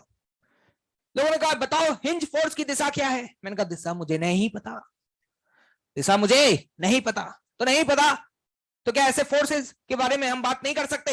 हमने कहा करेंगे। मैंने कहा होगा तो इसी प्लेन में, होगा तो इसी प्लेन में, लेकिन एग्जैक्ट किस डायरेक्शन में लग रहा होगा ये मैं नहीं जानता। तो मैंने कहा कि ऐसा कर लेते हैं कि जो भी हिंज फोर्स होगा उसके दो कंपोनेंट है। उसके क्या है? दो कंपोनेंट। आपका जो मन करे उस डायरेक्शन में मान लो। मैंने मान लिया कि एक हिंज फोर्स का कंपोनेंट इधर लग रहा है जो कि NX है। कितना है? NX। और मैंने मान लिया एक हिंज फोर्स का कंपोनेंट ऊपर लग रहा है जो कि क्या है? NY। मैंने कहा अलग अलग कैलकुलेट करेंगे भाई, NX को अलग और NY को अलग, और फिर देख लेंगे अगर NX आ गया और NY आ गया तो क्या मुझे हिंज फोर्स का मैग्नीट्यूड पता चल जाएगा। अगर मुझे दोनों कंपोनेंट पता चल गए तो हिंज फोर्स किस दिशा में लग रहा है क्या ये भी पता चल जाएगा। तो आज के बाद याद रखना, जब भी कहीं पे हिंज्ड है, जब भी कहीं पर हिंज्ड है, तो सबसे पहला स्टेप भाइयों जल्दी बताइए क्या करोगे? हैं? क्या दो कंपोनेंट कर पाओगे? तो जरा देखिएगा, अब यहां पर टी के मैं दो कंपोनेंट कर सकता हूं। टी का ये वाला कंपोनेंट कितना होगा? हाँ, 3। क्या ये क्लियर है? और इसका ये वाला कंपोनेंट कितना हो? 4T/5। क्या इसके ऊपर नेट फोर्स 0 होना चाहिए? नेट फोर्स भी 0 होना चाहिए और नेट टॉर्क भी 0 होना चाहिए। मैं कहता हूं कि पहले फोर्स की इक्वेशन लिख लें क्या? तुम कह रहे हो तो चलो लिख लेते हैं। एक बात बताओ, क्या नेट फोर्स एक्स एक्सिस के अलोंग 0 होगा? एक्स एक्सिस के अलोंग कितने फोर्स लग रहे हैं? यहां से NX लग रहा है, क्या यहां से T का ये वाला कंपोनेंट लग रहा है भाई? क्या NX इसको बैलेंस करने की कोशिश करेगा? तो जरा ध्यान से देखना, ये वाला फोर्स इधर से लगने वाला दाएं वाला फोर्स बाएं वाले फोर्स के बराबर होगा। Equation number 1। अरे गरीबों कुछ समझ आया? दूसरी इक्वेशन क्या, नेट फोर्स y के अलोंग भी 0 होगा। अगर ये रॉड इक्विलिब्रियम में है तो x के अलोंग भी फोर्स 0 होना चाहिए और y के अलोंग भी 0 होना। अरे हाँ या ना यार? भूखे हो गया बिल्कुल ही? कोई दिक्कत नहीं है, अभी क्लास के बाद पार्टी के दे देंगे, कोई दिक्कत वाली बात नहीं है। चलो ध्यान से देखो तो नेट फोर्स y के अलोंग क्या होना चाहिए, 0। y के अलोंग कितने फोर्स लग रहे हैं? क्या एक टेंशन का कंपोनेंट है? क्या एक ny है? क्या ऊपर वाला फोर्स बराबर नीचे वाला होगा? तो दूसरी इक्वेशन क्या लिख देंगे, ny बराबर, जल्दी बताओ क्या लिखोगे, 3t/5 सॉरी प्लस बराबर क्या लिखोगे, 50। संकट ही संकट है, संकट हमारा खत्म नहीं हो रहा, क्योंकि नंबर ऑफ अननोन कितने हैं, nx भी नहीं पता, ny भी नहीं पता और t भी नहीं पता। क्या अगर ऐसा हो तो सवाल को देखते ही छोड़ देना चाहिए? अगली इक्वेशन क्या हमें कहीं से मिल पाएगी? कौन सी इक्वेशन बेटा? क्या टॉर्क से काम चल जाएगा? इंटरेस्टिंग बात यह है कि ऐसे सवालों में पहले टॉर्क निकालो भाई। क्या निकालो? टॉर्क निकालो। सबसे पहले टॉर्क निकालोगे, उसके बाद इतनी इक्वेशन भी लिखने की जरूरत नहीं करेगी, सीधे वैल्यू पुट करोगे, आंसर आ जाएगा। क्या आ जाएगा? टॉर्क। हे टॉर्क किसके अबाउट निकालना बेहतर? क्या मैं ये कह सकता हूं हिंज के अबाउट टॉर्क निकालने में फायदा ज्यादा है? क्योंकि हिंज के अबाउट अगर टॉर्क कैलकुलेट करेंगे तो nx, क्या बेटे, nx और ny, क्या ये दोनों का टॉर्क एक दूसरे को कैंसिल आउट कर रहा होगा? मतलब एक दूसरे को नहीं, इन दोनों का टॉर्क इस पॉइंट के अबाउट क्या होगा, 0, ये बोलना चाहिए। क्यों, ऐसा क्यों भाई? कल हम बात कर चुके हैं, जिस भी फोर्स का लाइन ऑफ एक्शन उसी पॉइंट से पास कर रहा हो, क्या उसका टॉर्क 0 होता है? अगर इस पॉइंट के अबाउट बात कर रहे हैं तो क्या हिंज फोर्स का टॉर्क 0 होगा? क्या ये बात से सहमत हैं सभी लोग? अब इसके अबाउट बात करेंगे तो देखिएगा, mg का टॉर्क, क्या इसको ऐसे घुमा रहा है? कौन सा सेंस है? क्या क्लॉकवाइज सेंस वाला टॉर्क एंटी क्लॉकवाइज सेंस वाले टॉर्क को बैलेंस कर रहा होगा? तो जरा ध्यान से देखिएगा, t का कौन सा कंपोनेंट है जो घुमाएगा, t या 3t/5? क्या बात कर रहे हो? और इसके वाले की दूरी कितनी है बेटे, हैं? और इसकी दूरी कितनी है? तो जरा देखिएगा, टॉर्क की इक्वेशन लिखने जा रहा हूं, टेंशन का टॉर्क। किसका टॉर्क? ध्यान से देखिएगा, टेंशन का टॉर्क। टेंशन कितना लग रहा है परपेंडिकुलर में? 3t/5 multiplied by 10। नहीं आया? अरे नहीं आया? क्या ये टेंशन का जो टॉर्क आया है इस सेंस में, क्या वो इस सेंस वाले टॉर्क को बैलेंस कर रहा होगा? तो जल्दी से बताना, इस सेंस में वाले टॉर्क की वैल्यू कितनी है? 50 × 5। क्या लग रहा है भाइयों, कहीं तक हम पहुंच पाए हैं क्या? क्या यहां से 0 से 0 कैंसिल हो गया है? मुझे लग रहा है कि t की वैल्यू आ गई। कितनी? 125/3। अगर यहां से t की वैल्यू उठा के यहां पुट कर दी जाए, क्या हमारे पास nx की वैल्यू आ जाएगी? क्या यहां से t की वैल्यू इधर पुट कर दी जाए, क्या ny की वैल्यू आ जाएगी? मैंने सुना है तुम्हारी मैथमेटिकल स्किल्स काफी अच्छी रही हैं, स्कूल के टॉपर वगैरह रहे हो मैथ्स में, तभी तो आईआईटी की प्रिपरेशन करने का प्लान किया था ना तुमने। तुम्हारा मैथ सबसे फेवरेट सब्जेक्ट हुआ करता था, और फिजिक्स तो तुम्हें बिल्कुल मोहब्बत थी ही नहीं, लेकिन अब हो गई है वो बात अलग है, मोहब्बत बदल गई है। क्या ये बात सही है क्या? तो जल्दी से बताइएगा भाई, टेंशन की वैल्यू, किसकी वैल्यू? टेंशन की वैल्यू पुट अगर कर दी जाए तो nx की वैल्यू 100। क्या बात कर रहे हो यार? बहुत बढ़िया। अगर यहां पुट कर दी जाए तो बहुत शानदार। यार ये बताओ, लोग कहते हैं भाई साहब इस प्रोफाइल के जो सवाल होते हैं वो सबसे टफ होते हैं। मैं कहता हूं इसमें टफ क्या होता है? क्या कोई टफ है क्या? जिन लोगों ने, भाई लोगों ने आरवाई से पढ़ लिया, क्या उसके लिए टफ है क्या? कॉन्सेप्ट हमारे एकदम क्या परफेक्ट क्लियर है। अपन को पता है कि बॉडी का बनेगा फ्री बॉडी डायग्राम, और फ्री बॉडी डायग्राम तो मैंने सुना है तुम एनएलएम से बनाते हुए आ रहे हो। क्या फ्री बॉडी डायग्राम बना लोगे? और एक और बात का ध्यान रखना, हिंज फोर्स। कौन सा फोर्स? Hinge force. क्या हिंज फोर्स की दिशा हमें पता थी क्या? अब देखना, यहां पर हमसे ए पार्ट का तो आंसर आ गया। पूछा था हिंज फोर्स, हिंज फोर्स जेवाओ है, जेवाओ है ना, ये है ना, ये है। क्या इन दोनों को जोड़ दें? नहीं नहीं, जोड़ते नहीं। कौन है ये? कौन है? जोड़ेंगे क्या? वेक्टर है बेटे। क्या है? क्या वेक्टर का ट्रैक्टर चलाना भूल गए क्या तुम लोग? अगर हिंज फोर्स की हमसे वैल्यू पूछी गई है तो मैं इस तरीके से लिखूंगा, square root of nx square plus ny square. और nx की वैल्यू कितनी है? 100/3 का स्क्वायर प्लस ny, और ny की वैल्यू कितनी है? 25 का स्क्वायर। क्या ये आंसर आपका हिंज फोर्स होगा? अगर आपको दोनों कंपोनेंट पता चल चुके हैं, कल कोई आपसे ये पूछ ले कि भाई साहब ये जो हिंज फोर्स है वो किस एंगल पे लग रहा है, क्या ये भी बता पाओगे? क्या ऐसे सवाल आपके लिए बहुत आसान हो चुके हैं? मैं कहूंगा कि देखो मेरा nx कंपोनेंट कितना है, 100/3। और ये कंपोनेंट कितना है? 25। अगर मुझसे बोला जाए इन दोनों का रिजल्टेंट, क्या इन दोनों का रिजल्टेंट इधर आएगा? क्या यही इंच फोर्स है? और मान लो इसको बोल देते अल्फा एंगल है, क्या tan अल्फा निकाल पाते? क्या बात कर रहे हो? जल्दी से बताना, यहाँ पे tan अल्फा की वैल्यू बढ़िया सी आ रही होगी। tan अल्फा हुआ परपेंडिकुलर, कौन सा कुलर बटे बेस? अरे नहीं आया तो परपेंडिकुलर कितना है? 25/100 × 3। बहुत अच्छा आंसर आ रहा है क्या है? अरे तेरी 3/4 तो मैंने सुना है 37 डिग्री होता है। क्या मैं इसके बाद बता सकता हूं कि हिंज फोर्स जिस दिशा में लग रहा होगा वो दिशा क्या है? अगर मैं बोलूं कि हिंज फोर्स कहां लगेगा तो मैं कहूंगा अब मैं निकाल चुका हूं, मैं बता सकता हूं हिंज फोर्स यहां से 37 डिग्री के एंगल पे लग रहा होगा। क्या क्लियर है भाई? वो कुछ भी पूछ ले, हिंज फोर्स का मैग्नीट्यूड पूछ ले, हिंज फोर्स की दिशा पूछ ले, टेंशन फोर्स पूछ ले, उसका जो मन करे वो पूछ ले, क्या हम सॉल्व कर पाएंगे? सवाल ऐसे भी पूछे जा सकते हैं कि मान लो उसने टेंशन की वैल्यू दे दी और पूछा जा रहा है कि रॉड का मास बता दो क्या होगा। अरे फंडामेंटल जिसके क्लियर हैं वो तो कुछ भी कर सकता है ना। Note down this.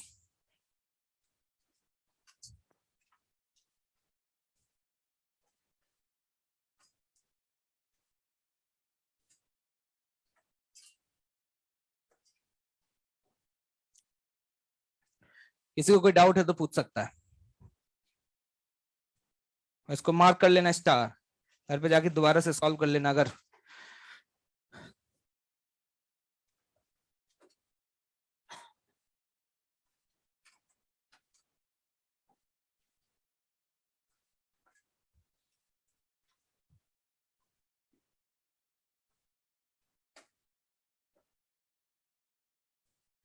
चलिए भाई, कितने सवाल हो गए हैं?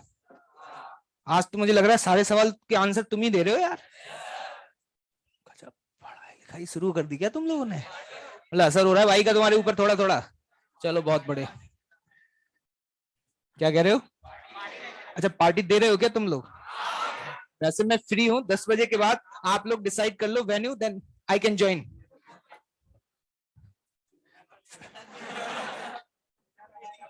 तो भाई किसी को टमाटर वमाटर खरीदने हैं क्या?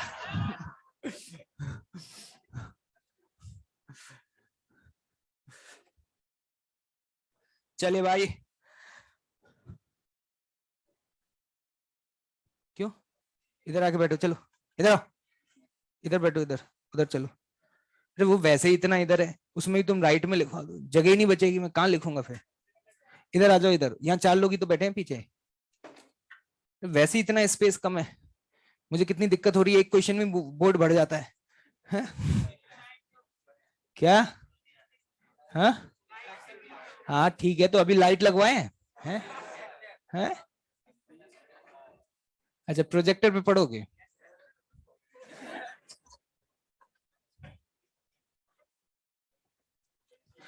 चलिए भाई अगला सवाल देखेंगे।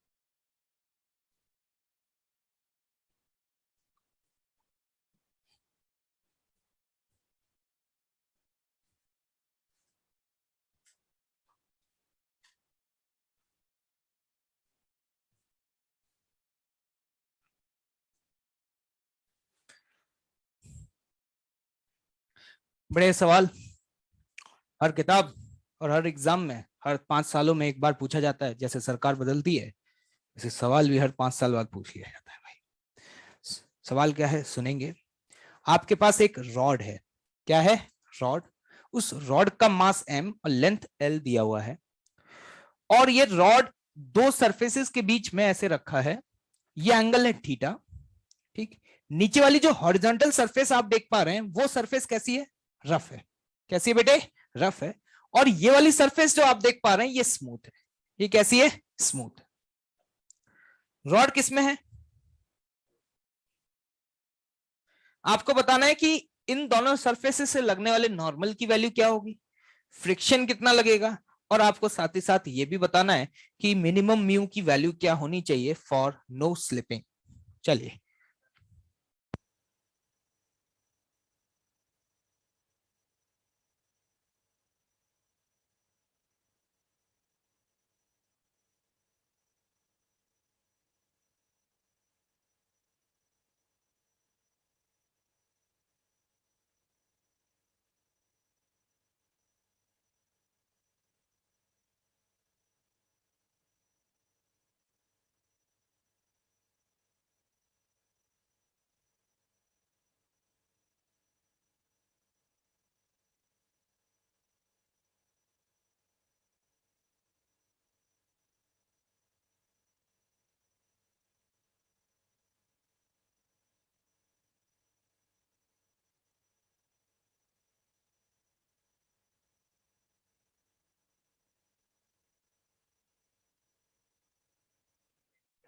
बहुत बढ़िया। समय लीजिए अपना, लेकिन मुझे आंसर्स चाहिए।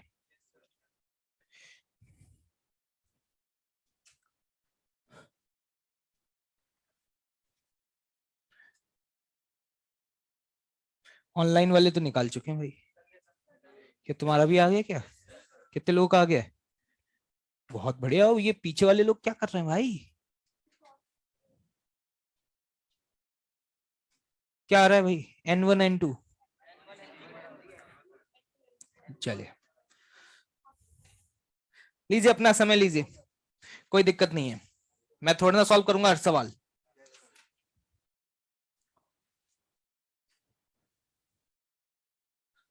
लिखो, इक्वेशन लिखो। बड़ी तकलीफ हो रही है।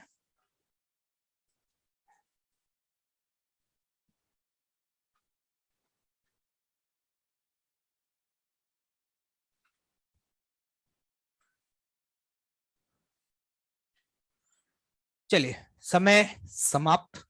ठीक है, जो लोग कर लिए हैं वेल डन। जो लोग नहीं कर पाए हैं, देखें कि कहाँ क्या दिक्कत हो रही है और मुझे बताएं भाई, है ना। 5वें सवाल तक पहुंच चुके हैं, लगभग एक ही प्रोफाइल के सवाल कर रहे हैं। बस सिचुएशन ही तो बदल रहे हैं, फोटो बदल जाता है, लेकिन कॉन्सेप्ट थोड़ी ना बदलता है। अब 5वें सवाल तक भी अगर हम नहीं समझ पा रहे हैं तो दिक्कत की बात है। सबसे पहला स्टेप बताइए क्या होगा? क्या हमें रॉड का फ्री बॉडी डायग्राम बना लेना चाहिए? तो रॉड का फ्री बॉडी डायग्राम बनाता हूं, तो मैंने कहा कि यहां से एक नॉर्मल लगेगा और एक यहां से लगने वाले नॉर्मल को बोला सपोज N1। क्या रॉड से लगने सरफेस से लगने वाला नॉर्मल ऐसे, और यहां से लगने वाला N2। ठीक है भाई, एक लगा दिया यहां से कौन? mg। mg कहां लगेगा? सेंटर ऑफ मास पर। और कोई फोर्स? फ्रिक्शन। क्या लगेगा? फ्रिक्शन। लेकिन मैं लॉजिकली देख करके बोल सकता हूं कि जो फ्रिक्शन अभी लगेगा वो पीछे की तरफ लगेगा। फ्रिक्शन की वैल्यू रख दी F1। क्या रख दी? F1। सीधे म्यू एन मत रख देना, पहली बात तो ये समझ लो। फ्रिक्शन की वैल्यू म्यू एन नहीं होती है, क्या ये बात पता है? अगर स्लिपिंग नहीं हो रही तो स्टैटिक लगता है। स्टैटिक फ्रिक्शन जो है वो एक कांस्टेंट फोर्स है या वेरिएबल है, और स्टैटिक उतना लगता है जितनी क्या है जरूरत है। लोग सबसे पहले गलती यही कर देते हैं कि वो बोलते हैं मैंने कहा फ्रिक्शन कितना लगेगा? Mu N. ये क्या मतलब है कि म्यू एन लगाओगे क्या? म्यू एन तो क्या है? लिमिटिंग फ्रिक्शन, या कह सकते हैं फ्रिक्शन की क्या मैक्सिमम औकात। नहीं आई बात समझ? ये रहा एंगल थीटा, ये रहा एंगल थीटा। रॉड किस में है? क्या नेट फोर्स 0 होना चाहिए? किस दिशा में? क्या एक्स और वाई दोनों में होना चाहिए? पक्का? तो जरा ध्यान से देखिएगा, एक्स दिशा में, एक्स दिशा में क्या N2 आगे लग रहा है, आगे वाला फोर्स बराबर, आगे वाला बराबर। तो जल्दी से बताओ पहली इक्वेशन क्या मैं बोल सकता हूं, N2 बराबर F1। क्या इक्वेशन नंबर 1 आ गई? ऊपर वाला फोर्स बराबर, ऊपर वाला फोर्स कितना है, नीचे वाला क्या है, अरे तेरी N1 तो ऐसे ही आ गया।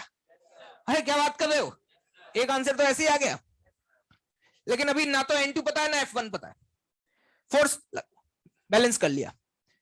अगली इक्वेशन कहां से बेटे, टॉर्क किसके अबाउट, क्या किसी के अबाउट भी ले सकते हैं? तो उसके अबाउट लेना बेहतर रहेगा जिसके about maximum number of forces का टॉर्क क्या हो जाए, 0। या हम कह सकते हैं उस पॉइंट के अबाउट लेना बेहतर रहेगा जहां से सब ज्यादातर फोर्सेस का लाइन ऑफ एक्शन पास कर रहा हो। क्या पास कर रहा हो, लाइन ऑफ एक्शन। क्या ये बात क्लियर है? तो मैंने यहां पर कहा कि वो पॉइंट क्या मुझे ये दिख रहा है, क्या मैं बोल सकता हूं इस पॉइंट के अबाउट N1 का टॉर्क, N1 का टॉर्क, F1 का टॉर्क 0। क्या हम बोल सकते हैं इस पॉइंट के अबाउट जो N2 का टॉर्क है, किसका टॉर्क, N2 का टॉर्क, N2 का टॉर्क इसको ऐसे घुमाने की कोशिश करेगा और जो mg का टॉर्क है वो इसको ऐसे घुमाने की कोशिश करेगा। कल जब मैं आपको टॉर्क कैलकुलेशन सिखा रहा था तो क्या मैंने ऐसा एक सवाल कराया था? वो सवाल कराने का मेन ऑब्जेक्टिव यही था कि जिस दिन ये सवाल आए तो तुम टॉर्क लिख पाओ, जिस दिन ये सवाल आए उस दिन तुम टॉर्क लिख पाओ। टॉर्क लिखने का तरीका एक बार फिर से बताना चाहूंगा गरीब भाई बंधुओं को, कोई दिक्कत वाली बात नहीं है। इस पॉइंट के अबाउट टॉर्क लिखना है। क्या N2 का लाइन ऑफ एक्शन ये है, इस पॉइंट से परपेंडिकुलर डिस्टेंस कितना है, ये कितना है, ये है, क्या मैं ऐसे लिखूंगा N2 into L sine theta. क्या ये सभी को क्लियर है भाई? इसको बैलेंस कौन कर रहा होगा, mg का टॉर्क। क्या mg ऐसे नीचे लग रहा है? अगर mg नीचे लग रहा है तो यहां से परपेंडिकुलर डिस्टेंस कितना है, L/2 cos थीटा। क्या सहमत है? क्या सभी भाई बंधु एक नंबर परफेक्टली सहमत हैं? परपेंडिकुलर डिस्टेंस क्या L/2 cos थीटा देख पा रहे हैं? mg नीचे लग रहा है, इस पॉइंट के बाद टॉर्क बताओ क्या लिखोगे, mg into L/2 cos theta. Is it clear to all of you?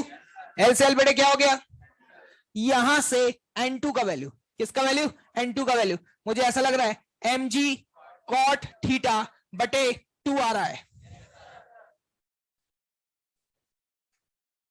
क्या हुआ पत्तीगुल?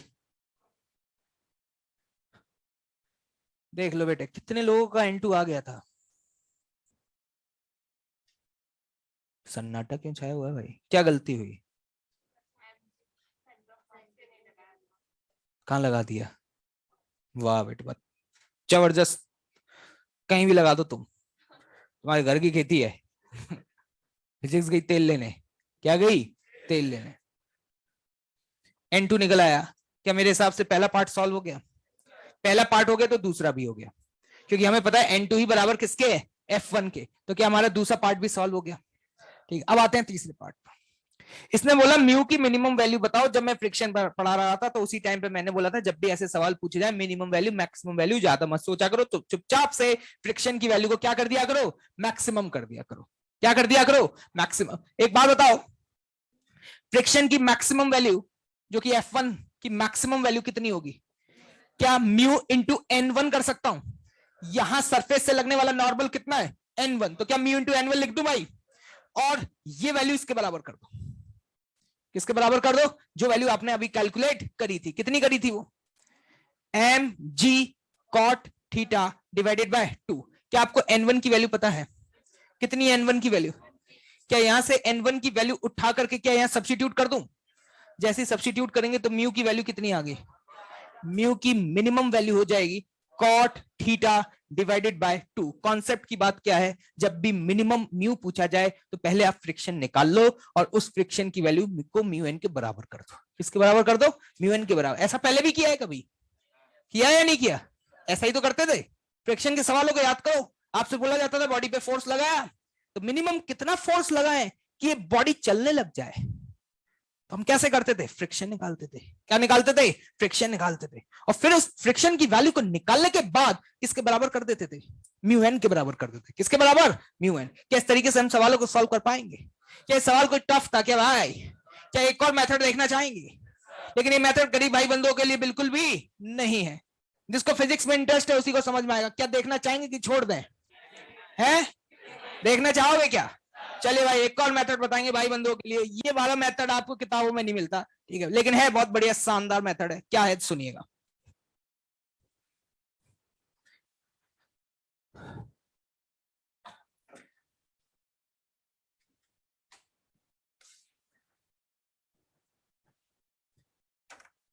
अगर कोई आपसे ये पूछे कि इस रॉड पे टोटल कितने फोर्स लग रहे हैं, क्या बोलते हो?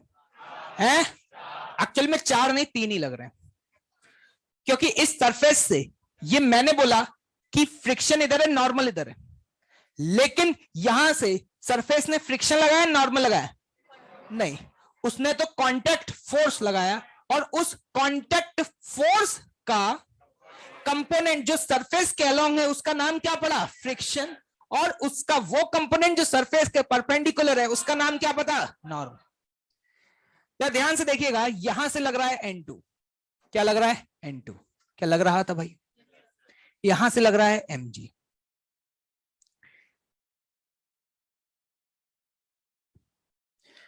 N2 और mg का लाइन ऑफ एक्शन किसी ना किसी पॉइंट पे तो इंटरसेक्ट कर रहा होगा ना?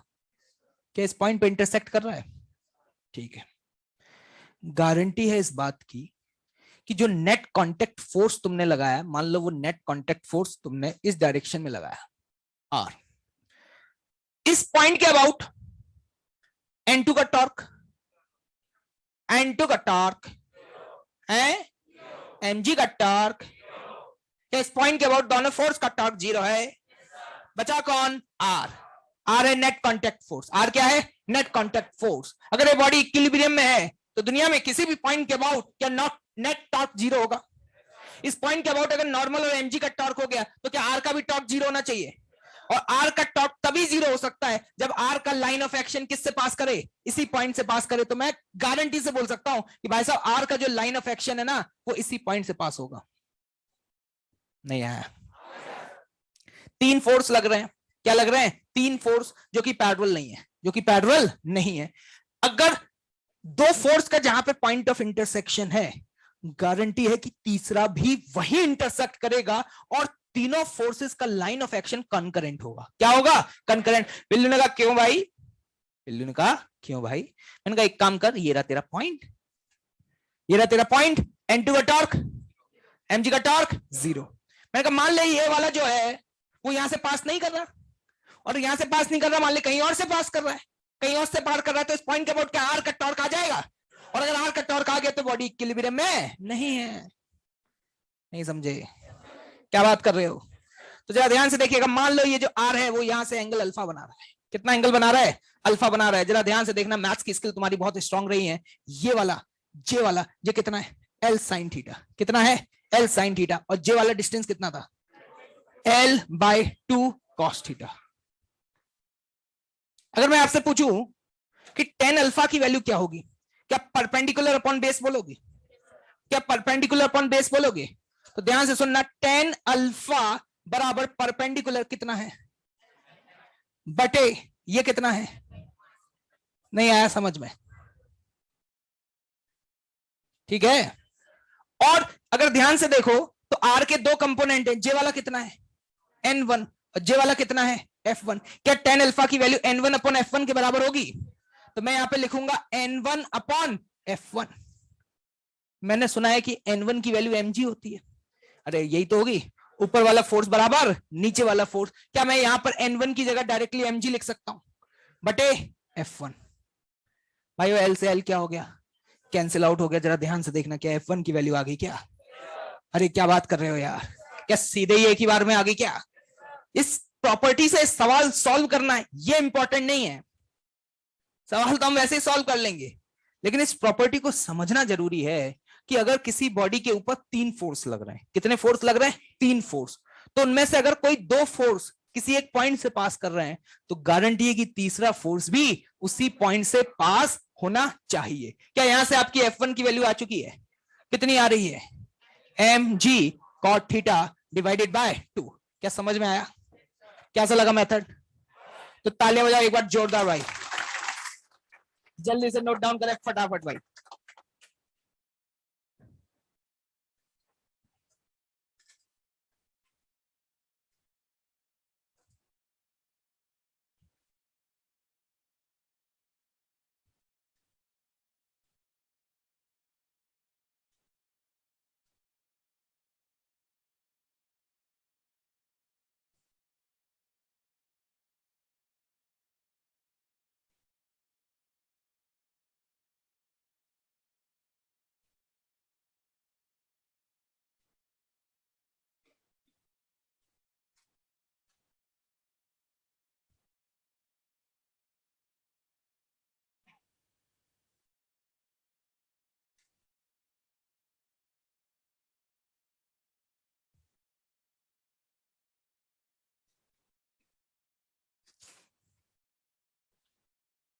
तुम्हें कैसा लग रहा है चैप्टर, टफ या आसान?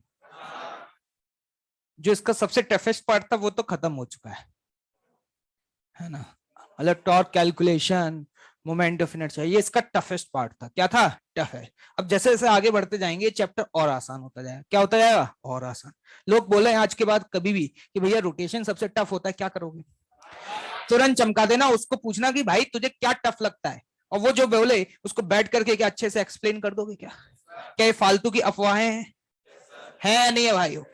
चलो भाई ठीक है। तो जितने भी आपके हॉस्टल पीजी में जो भी स्टूडेंट्स रहते हैं, जो भी पहले बोले तो पहले तो चमका देना। क्या कर देना? चमका देना। और उसके बाद बोलना तुझे क्या टफ लग रहा है मेरे पास अब मैं बताऊंगा। क्या बता दोगे भाई कि बेइज्जती करा के आ जाओगे? कि पता चले कि भाई ने डाउट पूछा तुम भी डाउट कंफ्यूज हो गए? कैसा तो नहीं करोगे? तो जल्दी से एक स्टेटमेंट लिखेंगे अंग्रेजी में, बहुत बढ़िया शानदार स्टेटमेंट है। सेकंड मेथड से वो स्टेटमेंट जानना बहुत जरूरी था, क्योंकि अगर मैं वो स्टेटमेंट लिखवा के आगे बढ़ जाता तो तुम जिंदगी भर ये सोचते रहते बात तो बहुत बढ़िया लिखवाई थी लेकिन कभी समझ में नहीं आई थी, और जब कभी सवाल आता उस कॉन्सेप्ट पे तो क्लियर नहीं होता। वो स्टेटमेंट क्या है जल्दी से फटाफट लिखेंगे। If body is in equilibrium, if body is in equilibrium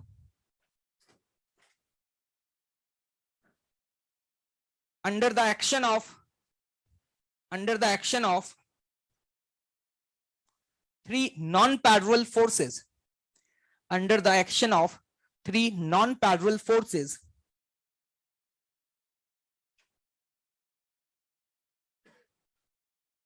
then these forces must be concurrent. Then these forces must be concurrent.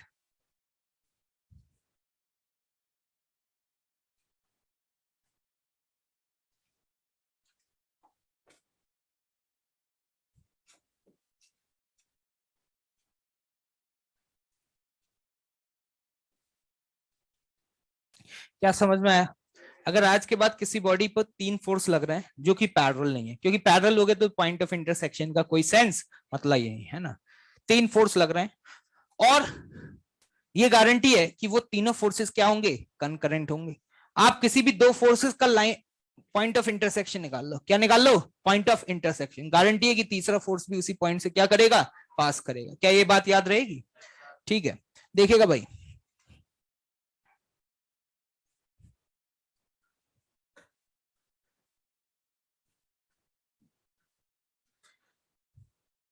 इसी के साथ इक्विलिब्रियम ऑफ रिजिड बॉडी खत्म होता है और अब हम यहाँ पे स्टार्ट करने जा रहे हैं टॉर्क अबाउट एन एक्सिस।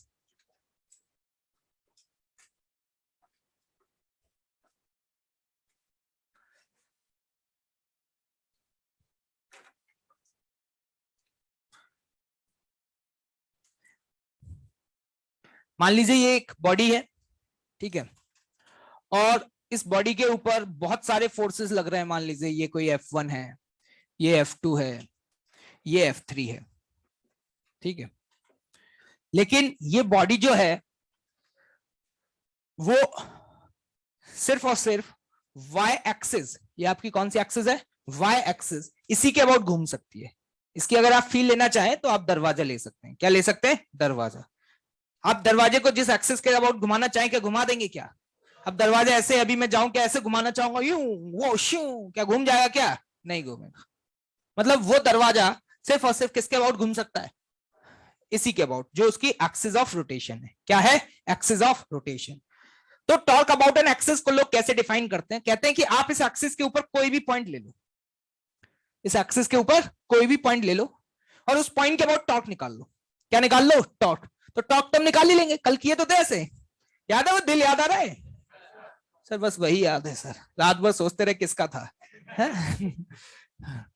तो टॉर्क निकाल लो पॉइंट ओके अबाउट। अब इसको मान लो इसमें कोई एक्स कंपोनेंट भी आएगा, है ना, मानते हो? और इसमें क्या होगा? कोई वाई और मान लो कोई क्या आएगा? Z component. तीनों कंपोनेंट आएंगे, मान लो आई कैप जे कैप के कैप, है ना, कुछ भी हो सकता है। मान लो 2 आई कैप प्लस 3 जे कैप प्लस 4 के कैप, मान लो ले लेता हूँ, फील अच्छी आएगी। 2 आई कैप प्लस 3 जे कैप माइनस के 4 के कैप। ये तो है टॉर्क अबाउट अ पॉइंट। क्या है? Torque about a point. लेकिन टॉर्क अबाउट एन एक्सिस का मतलब होता है कि जो आपने एक्सिस पे कोई पॉइंट लिया था और उसके अबाउट जो आपने टॉर्क निकाला, उसका वो कंपोनेंट जो एक्सिस के अलोंग है। क्योंकि वही मेरे काम का है और वही कंपोनेंट इस बॉडी को रोटेट करने के लिए क्या है, रिस्पॉन्सिबल है।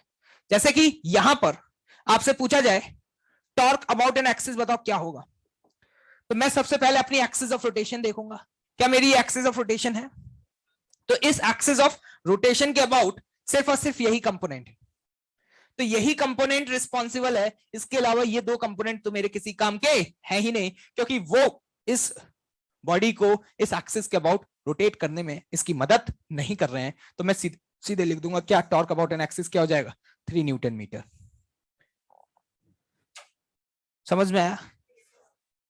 एक्सिस पे कोई भी पॉइंट लें, उसके अबाउट टॉर्क निकालें, उसके बाद उस टॉर्क का वो कंपोनेंट जो किसके अलोंग है, एक्सिस के अलोंग, वही है torque about an axis, that's all. Interesting बात सुनना चाहेंगे तो देखिएगा जरा, मान लीजिए मैंने दरवाजा ले लिया और ये जो दरवाजा है वो इन पॉइंट्स पे हिंज है। दरवाजे तो आपने बहुत देखे होंगे, देखे हैं, ठीक है। ये दरवाजा इस पॉइंट पर हिंज है और मान लीजिए मैं इस दरवाजे को घुमाना चाहता हूं और ये दरवाजे की मजबूरी है कि ये दरवाजा सिर्फ इसी एक्सिस के अबाउट घूम सकता है, ठीक। तो अब ऐसा थोड़ी है कि मैं इस पे फोर्स किसी भी डायरेक्शन में लगा दूंगा ये घूमना शुरू कर देगा। तुम गए, तुमने जैसे ही गए दरवाजे पे वो पकड़ के लटक गए, तुमने फोर्स लगाया ऐसे और तुम कह रहे हो देखो सर मैंने फोर्स लगा दिया और आपने बताया था कि देखो F1 का टॉर्क आएगा इसके अबाउट, क्या इस F1 का टॉर्क इस दरवाजे को घुमा पाएगा? क्योंकि अगर तुमने F1 ऐसे लगाया है तो ये F1 इस दरवाजे को ऐसे घुमाने की कोशिश करेगा। कैसे घुमाने की? ऐसे घुमाने की। लेकिन क्या ऐसे घूम सकता है? नहीं घूम सकता। नहीं तो तुम डायरेक्शन देखना चाह रहे हो तो R क्रॉस F से देख लो। किससे देख लो? R क्रॉस F से। R क्रॉस F, R किधर है? इधर। F किधर है? नीचे। टॉर्क कहां आया? अंदर। टॉर्क अंदर आया तो इसका मतलब है इसका टॉर्क किस सेंस में आ रहा है? क्लॉकवाइज या एंटी क्लॉकवाइज? हाँ, अगर क्लॉकवाइज आ रहा है तो क्या दरवाजा तुम्हारा ऐसे घूम जाएगा क्या बेटे? पकड़ के लटक जाना भी सब लोग एक साथ और देखना घूमता है नहीं घूमता, फिर बताना। क्या तोड़ के घर ले जाओगे? वे सुधर जाओ नालायक को, ठीक है। हॉस्टल के दरवाजों के साथ कर लेना, कोई दिक्कत नहीं, वैसे ही बहुत तुमसे पैसा खा रहे हैं, है ना। एडवांस भी ले लिए और खाने में पनीर के चक्कर में रबड़ खिला रहे हैं। क्या खिला रहे हैं? रबड़ खिला रहे हैं। क्या पनीर ही नहीं दे रहे हैं? बहुत गरीब है। चलो यार एक दिन फिर पार्टी तुम लोगों को देनी ही पड़ेगी फिर। तुम शकल देख के बहुत तरस आता है ना। तो ऐसा करो मैं जा ही रहा हूँ फंक्शन में, चल लो सब लोग, तो वहीं पे अपना दावत मारते रहना। तुम तो वैसा वहां जाके पंडाल में सुबह से पहुंच जाओगे, ले आओ भाई जो भी है सब ले आओ। और जब तक मैं रहा तब तक तुम खाओगे और उसके बाद जब चलोगे तो कहोगे भाई पेट अभी भर तो गया है लेकिन रास्ते के लिए थोड़ा पैक वैक कर देना। ठीक है। शकल देख के बहुत तरस आ रहा है। जल्दी से बताओ F1 का टॉर्क क्या इस एक्सिस के अबाउट है? अगर मैं आपसे पूछूं कि F1 का टॉर्क बताओ इस एक्सिस के अबाउट तो क्या बोलोगे? 0। क्या बोलोगे? 0। बहुत बढ़िया। तुमने कहा घुमाना है इसको, ऐसे लगाया भाई, फील ले पा रहे हो? सबने कहा, सर ने बोला दरवाजे को घुमाना है, सब एक साथ फोर्स लगाएंगे, ये बताओ घूमेगा कि नहीं घूमेगा? फोर्स तो लग रहा है तो घूम रहा है क्या? क्योंकि इस फोर्स का तो टॉर्क वैसे भी इस एक्सिस के अबाउट क्या हो जाएगा? 0, क्योंकि इस फोर्स का तो लाइन ऑफ एक्शन भी वैसे भी कहां से पास कर रहा है? एक्सिस से। मेहनत बर्बाद, F1 वाले की भी मेहनत बर्बाद। ये था कौन? बिल्लू। और ये कौन था? चिंटू। बिल्लू और चिंटू को एक्सिस ऑफ रोटेशन के अबाउट टॉर्क के बारे में कुछ भी नहीं पता था। उन्हें बस ये पता था चीजों को घुमाना है तो फोर्स लगाना है, चीजों को घुमाना है तो फोर्स लगाना है। वो थक गए लगा लगा करके। फिर इसके बाद एंट्री हुई किसकी? अब वो तो तुम्हें पता है, ये लड़कियां तो थोड़ा सेंसफुल होती हैं ना, उसको पता था कि इन लंगूरों की तरह फोर्स नहीं लगाना, तो उसने जो फोर्स लगाया वो इस तरीके से लगाया। क्या ये समझ में आ रहा है? इस तरीके से। अगर फोर्स ऐसे लगा, तुम खुद सोचना, आर इधर, अरे है आर, अरे है, फोर्स किधर है? अंदर की तरफ है। आर ये रहा, एफ इधर, आर क्रॉस एफ, क्या एक्सिस के अलोंग आ रहा है? क्या F3 जो लगाया पिंकी ने आकर के, क्या उसके बाद जो बिल्लू यहां लटका हुआ था, क्या वो भी घूम जाएगा? क्या क्या फील आ पा रही है भाई? पूरी नहीं आ रही है भाई? भैया दरवाजे पे फोर्स किधर लगाया है इससे मतलब नहीं है, दरवाजा सिर्फ और सिर्फ उसी फोर्स के टॉर्क की वजह से घूमेगा जिसका टॉर्क एक्सिस के अलोंग आ रहा होगा। और इंटरेस्टिंग बात यह है, ऐसा सिर्फ वही फोर्स कर पाएगा जो आर के भी परपेंडिकुलर हो और एक्सिस के भी परपेंडिकुलर। F1 कौन सा बेटे, क्या एक्सिस के पैरेलल है, तो इसका टॉर्क एक्सिस के अबाउट क्या हो गया, 0। ये वाला फोर्स क्या ये आर के अलोंग है, तो इसका भी टॉर्क एक्सिस के अबाउट क्या हो गया, 0। तो दरवाजे को घुमाने में मेहनत तो कौन कर रहा है, वही फोर्स कर रहा है जो आर और एक्सिस दोनों के क्या है, परपेंडिकुलर है। क्या ये बात समझ में आ गई है? तो आज के बाद दरवाजा घुमा पाओगे कि नहीं, तो नोट डाउन दिस।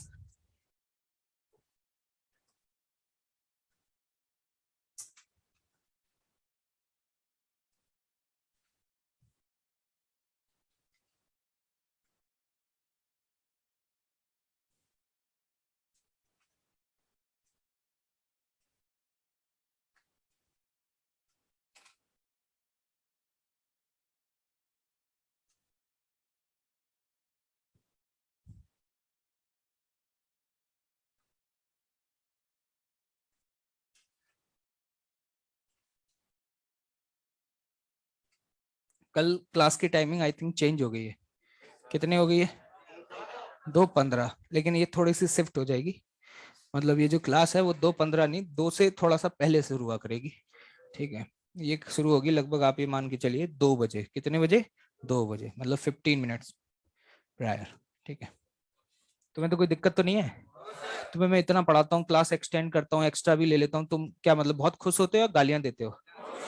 गालियां भी देते हो तो भी मेरे पे घंटा कोई भी फर्क पड़ने वाला नहीं है, क्योंकि मेरा गोल और मेरे तो जो भी एम है वो तो क्लियर है। तुम्हारा क्लियर है या नहीं है?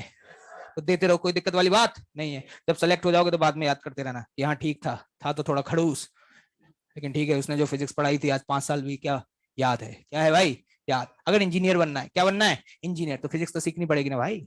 क्या तुम्हें लगता है क्या बिना फिजिक्स के इंजीनियर बन जाओगे क्या? फिर तो ठेला ही चला पाओगे, क्या चला पाओगे, ठेला, ठीक है। और मैकेनिकल इंजीनियर बनना है तो ये सब बहुत अच्छे से करना पड़ेगा। वहां तो यही सब चलता है, टॉर्क, फोर्स, ये रोटेशन, वो रोटेशन, मतलब कभी बताऊंगा डिटेल में। नहीं नहीं, पिघलना तो है ही नहीं अभी, बिल्कुल नहीं भाई, बहुत टाइम वेस्ट हो जाएगा। तो एक स्टेटमेंट लिख लेना,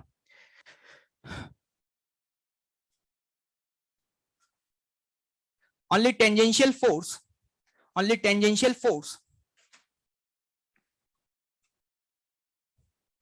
only tangential force ब्रैकेट में जो R और F के क्या है, परपेंडिकुलर है।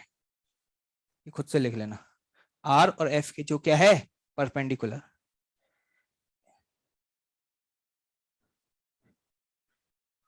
R क्या मैंने मतलब जो F है वो R के भी परपेंडिकुलर है एंड एक्सिस ऑफ रोटेशन के भी क्या है, परपेंडिकुलर। उसी को तो टेंजेंशियल बोल रहा है, ठीक है। Is responsible to provide the torque to provide the torque to provide the torque about the axis of rotation, about the axis of rotation।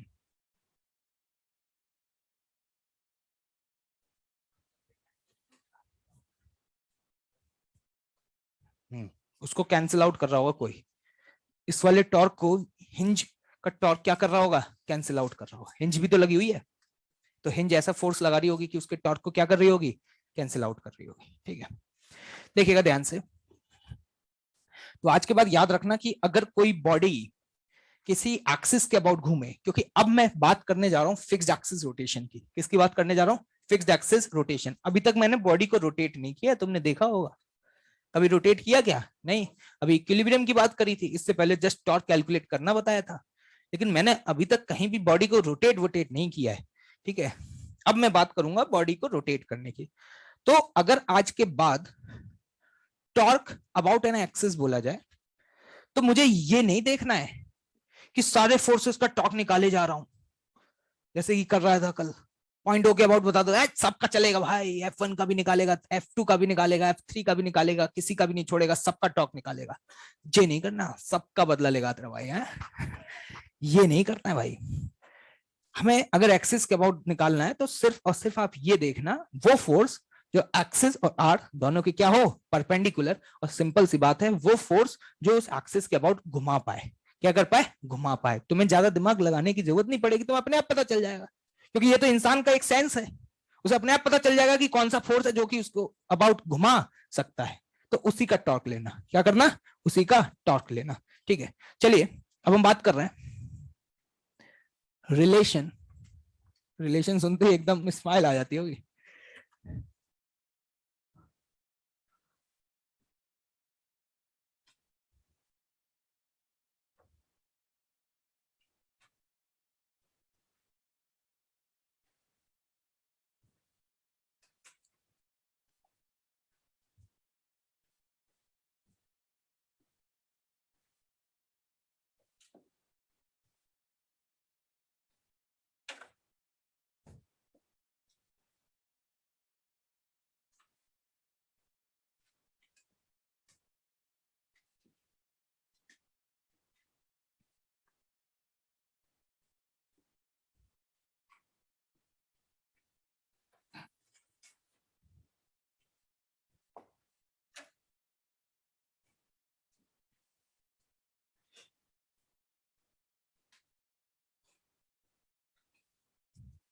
देखिएगा, अब हम यहां पर, जैसे आपको याद होगा जब मैंने टॉर्क डिफाइन किया था तो मैंने एक स्टेटमेंट लिखवाया था, लेकिन उसके बाद मैंने उसके बारे में एक्सप्लेन नहीं किया था। मैंने एक बात भी बोली थी, जब सही वक्त आएगा तो बताया जाएगा। रोटेशन पढ़ने का तरीका होता है कि समय के साथ धीरे धीरे फील आएगी, क्या आएगी, धीरे धीरे फील आएगी।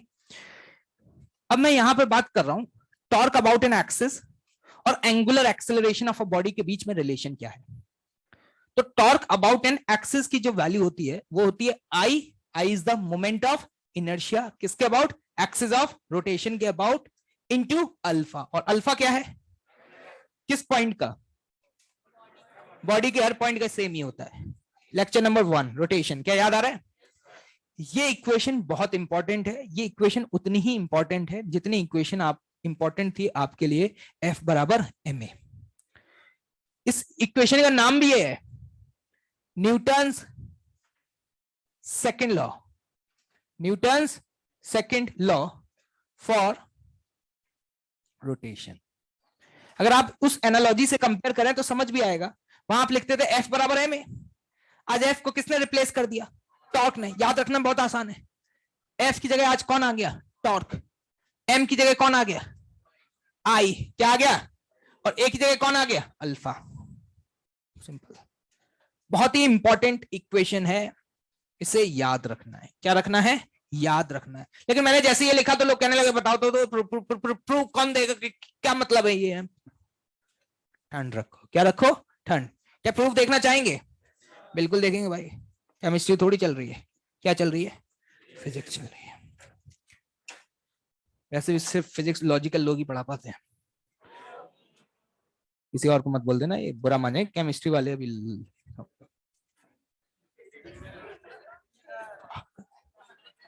रैम तो करो यार। ठीक है, मैंने कहा कि मान लो ये तुम्हारे पास कोई बॉडी है, ठीक है, और ये बॉडी इस एक्सिस के अबाउट, अच्छा नेक्स्ट वीक में तो अब आपकी ऑर्गेनिक भी शुरू हो रही है ना, 3-3 का लोड होने वाला है, मजा आएगा बेटू, क्या आएगा, मजा आएगा, कोई दिक्कत वाली बात नहीं है।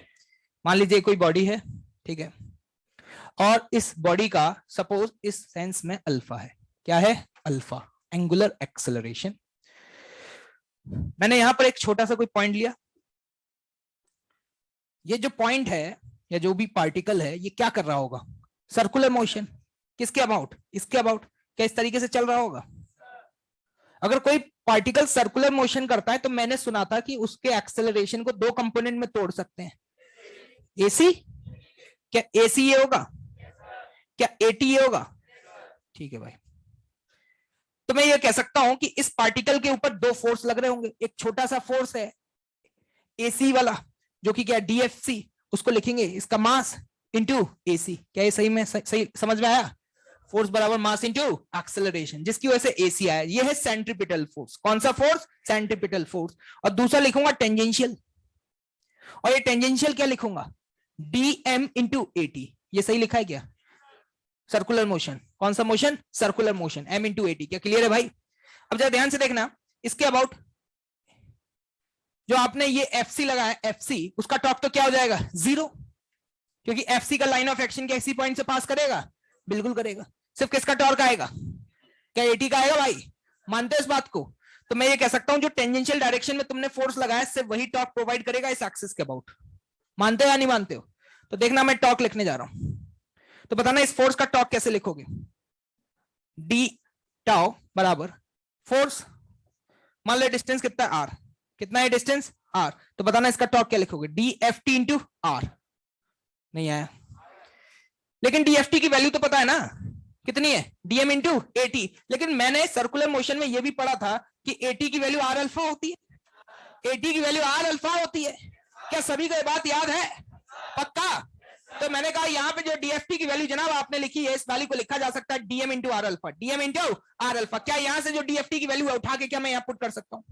अरे कर सकता हूँ या नहीं?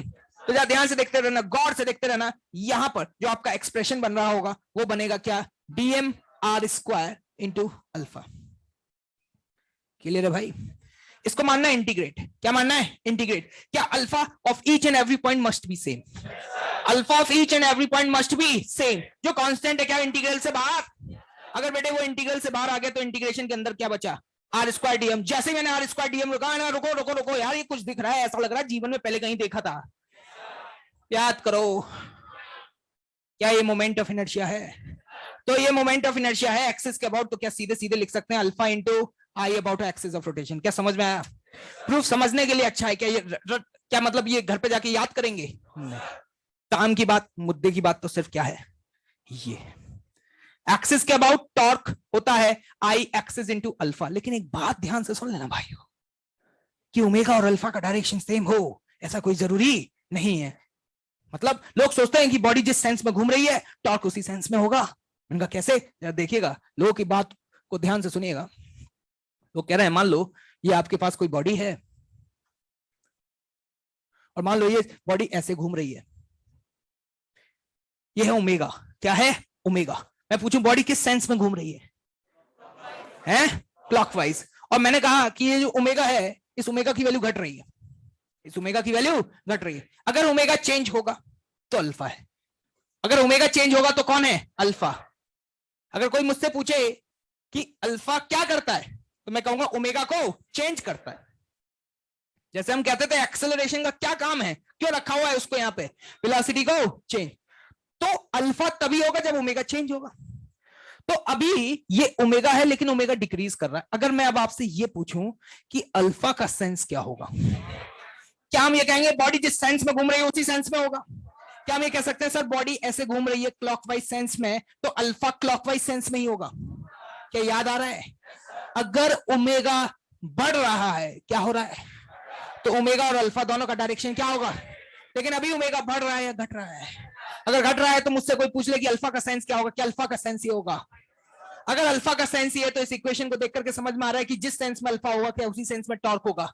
तो अगर कोई मुझसे पूछे कि नेट टॉर्क एक्सिस के अबाउट क्लॉकवाइज सेंस में होगा एंटी क्लॉकवाइज, क्लॉकवाइज या एंटी क्लॉकवाइज, क्या एंटी क्लॉकवाइज बोलूंगा या नहीं बोलूंगा? ये ध्यान रखना, आगे जाकर के गलती होगी। लोग सोचते हैं कि बॉडी जिस सेंस में घूम रही है, बॉडी जिस सेंस में घूम रही है अल्फा भी उसी सेंस में होगा। क्या ऐसा हो जरूरी है या नहीं? ऐसा जरूरी नहीं, हो भी सकता है और नहीं भी हो। ये बात से सहमत हो या नहीं हो?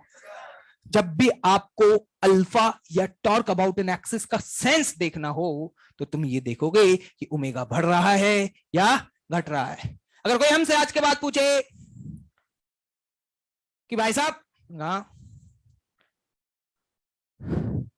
टॉर्क क्या करता है, तो टॉर्क उस बॉडी को एंगुलर एक्सेलरेशन प्रोवाइड करता है।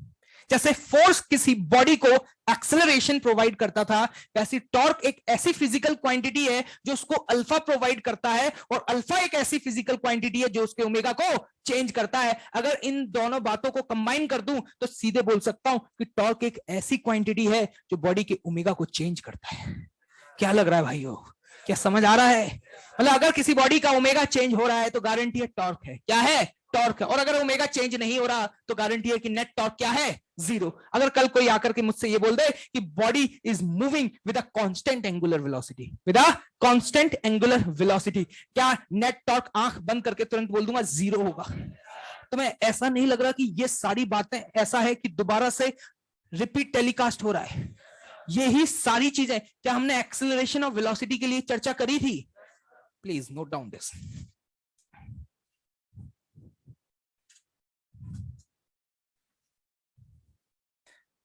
और ये भी याद रखना कि ये जो एक्सप्रेशन है this is valid only for rigid bodies. कौन सी बॉडी?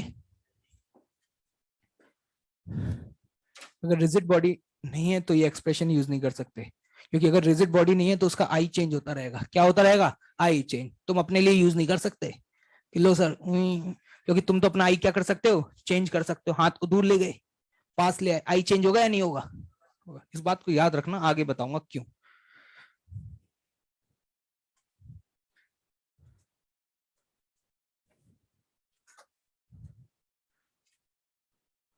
और बेटे क्या नाम क्या तुम्हारा? हाँ, पूरा ऋषभ पंत, ऋषभ शर्मा। और शर्मा जी, शर्मा जी के लड़के बहुत फेमस रहे हैं। कहाँ से हो? बिहार से। बहुत सन, बिहार में कहाँ से हो? पटना से। अरे बिहार के लोगों से बहुत दिली मोहब्बत है हमारी भाई।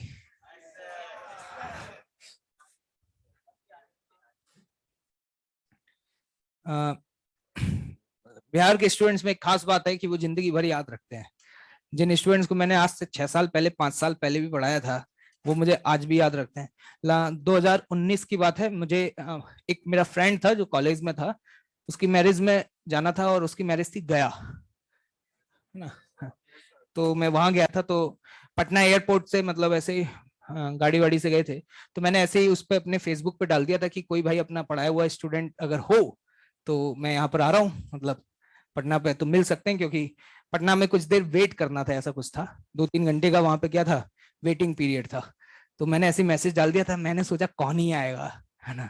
लेकिन जब मैं वहां पे पहुंचा तो लगभग 15-20 लोग, है ना। और कुछ लोग तो पता नहीं कितनी दूर दूर से, 25-25 किलोमीटर दूर दूर से जस्ट सिर्फ मेरे से मिलने के लिए चले आए। और उन लोगों को मैंने लगभग 4 साल पहले, मतलब 2016 में पढ़ाया होगा, 2016-17 में पढ़ाया होगा। तो वो लोग मिलने के लिए चले आए, पता नहीं कौन कहाँ कहाँ से आया, मतलब उनके पास साधन थे नहीं थे, लेकिन जो भी वहां थे आस पड़ोस के रीजन में, जिनको भी ये मैसेज मिला, सब चले आए। मैंने कहा भाई क्यों चले आए? भाई मैं तो ऐसे मजाक करने के लिए डाला था। तो मतलब अलग ही भाई, अलग ही क्रेज है भाई, है ना। जब गया पहुंचा तो कुछ लोग गया में भी थे, तो वहां शादी का फंक्शन था, तो मैं अटेंड करने पहुंचा हुआ था। तो एक बच्चे का मैसेज आया कि सर कहाँ हो? तो मैंने लोकेशन भेज दी उसको। तो पता चला कि 4-5 लोग, वहां फंक्शन चल रहा है, मेरे दोस्त वगैरह भी हैं, कॉलेज के फ्रेंड्स हैं सभी लोग, तो वहां पहुंच गए और मुझे देखते पैर वैर छूने लगे। अब मेरे दोस्त देख रहे, कहते ये है भोकाली, देखो भाई। ठीक है क्या भाई, नोट कर लिया है क्या? जैसे कि Newton's law is only valid for what? Inertial frame. क्या भाई? Inertial frame. उसी तरीके से दिस इज, ये भी न्यूटन ही है, चाहे वो ट्रांसलेटरी मोशन हो चाहे रोटेटरी। तो ये पॉइंट जरूर लिख लेना कि this is also valid, this is also valid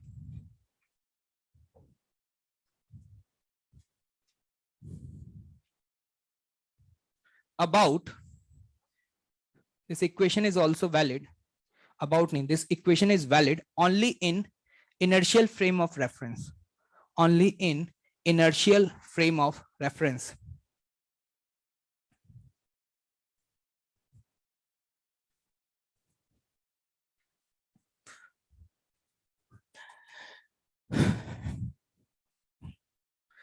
चलिए भाई आगे बढ़े क्या?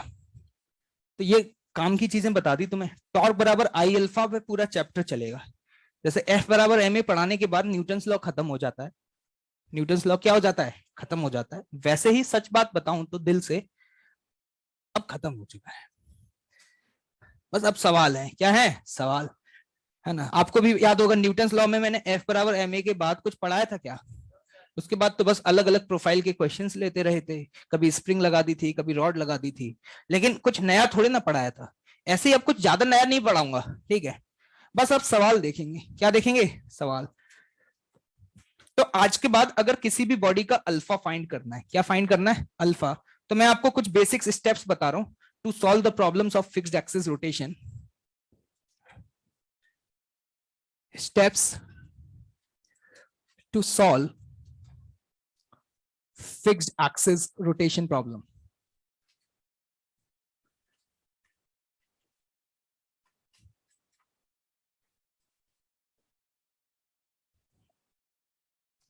तीन स्टेप्स हैं, लिख लेना फटाफट। पहला step, identify the axis of rotation. Identify the axis of rotation. Identify the axis of rotation. Second point, calculate the net torque. Calculate the net torque. Calculate the net torque about the axis of rotation.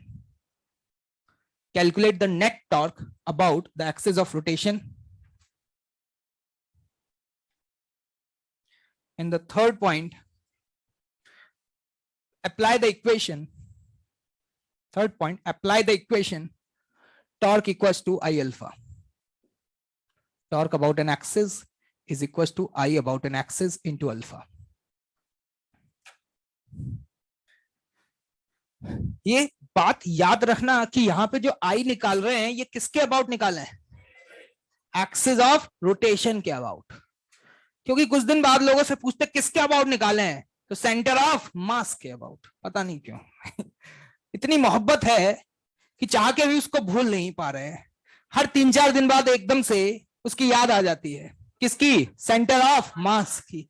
जब कुछ समझ में नहीं आता, जब बिल्कुल अंधकार सामने होता है, तो एकदम से बस उसी की याद आती है कि सेंटर ऑफ मास। क्या तुम ऐसी गलती करोगे?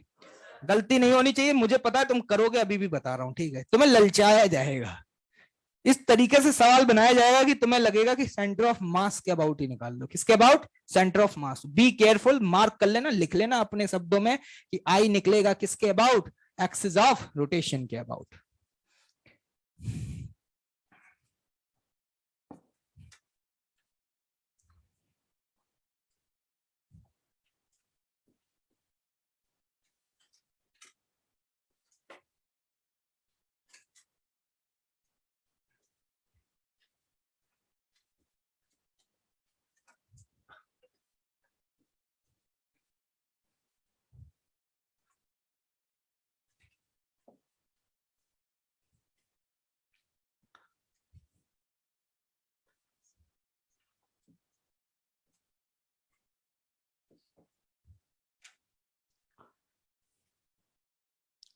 ये आपके पास कोई एक बॉडी है जिसका मोमेंट ऑफ इनर्शिया इस एक्सिस के अबाउट, एक्सिस ऑफ रोटेशन, वो एक्सिस जो पॉइंट ओ से पास कर रही है और प्लेन के क्या है?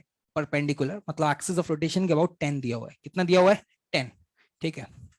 और इसके ऊपर ये फोर्सेस लगे हैं 10, ठीक है, 5 न्यूटन और 5 न्यूटन। क्या दिखाई दे रहा है? ठीक है। अब आपको ये बताना है कि एंगुलर एक्सेलरेशन क्या होगा। Find the angular acceleration of a body. Find the angular acceleration of a body.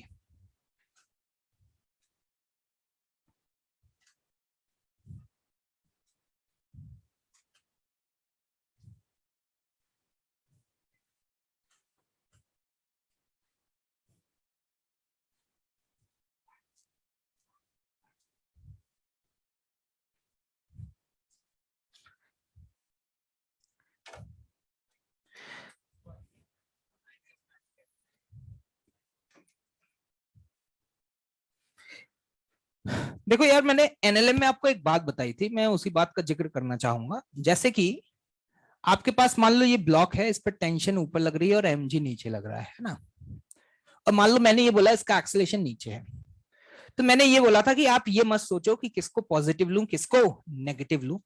मैंने बोला था आप इस तरीके से सोचा करो कि जिस दिशा में आपने एक्सेलरेशन माना है उस दिशा में लगने वाले फोर्स को पॉजिटिव और उसके विपरीत दिशा में लगने वाले को नेगेटिव। अगर मैं पूछूं कि इसमें इक्वेशन क्या लिखोगे, तो तुम चुपचाप से बोलते थे कितनी? mg - t बराबर m × a। बोलते थे या नहीं बोलते थे? सुन लेना, डायरेक्शन का गेम है, बता रहा हूं, नहीं तो आगे जाकर के तुम प्लस माइनस में खेलते रह जाओगे। मैंने कहा तुम ये मत सोचो कि किसको पॉजिटिव किसको नेगेटिव मान रहा हूं। तुम तो क्या करो, जिस डायरेक्शन में तुमने एक्सेलरेशन एज्यूम किया है, मुझे पता नहीं है कि एक्सेलरेशन ऊपर है या नीचे है, लेकिन अगर मैंने ये एज्यूम किया है कि इसका एक्सेलरेशन नीचे है, तो मैं इक्वेशन ऐसे लिखूंगा, और ये मैथ्स वाला डिपार्टमेंट है जो अपने आप बता देगा।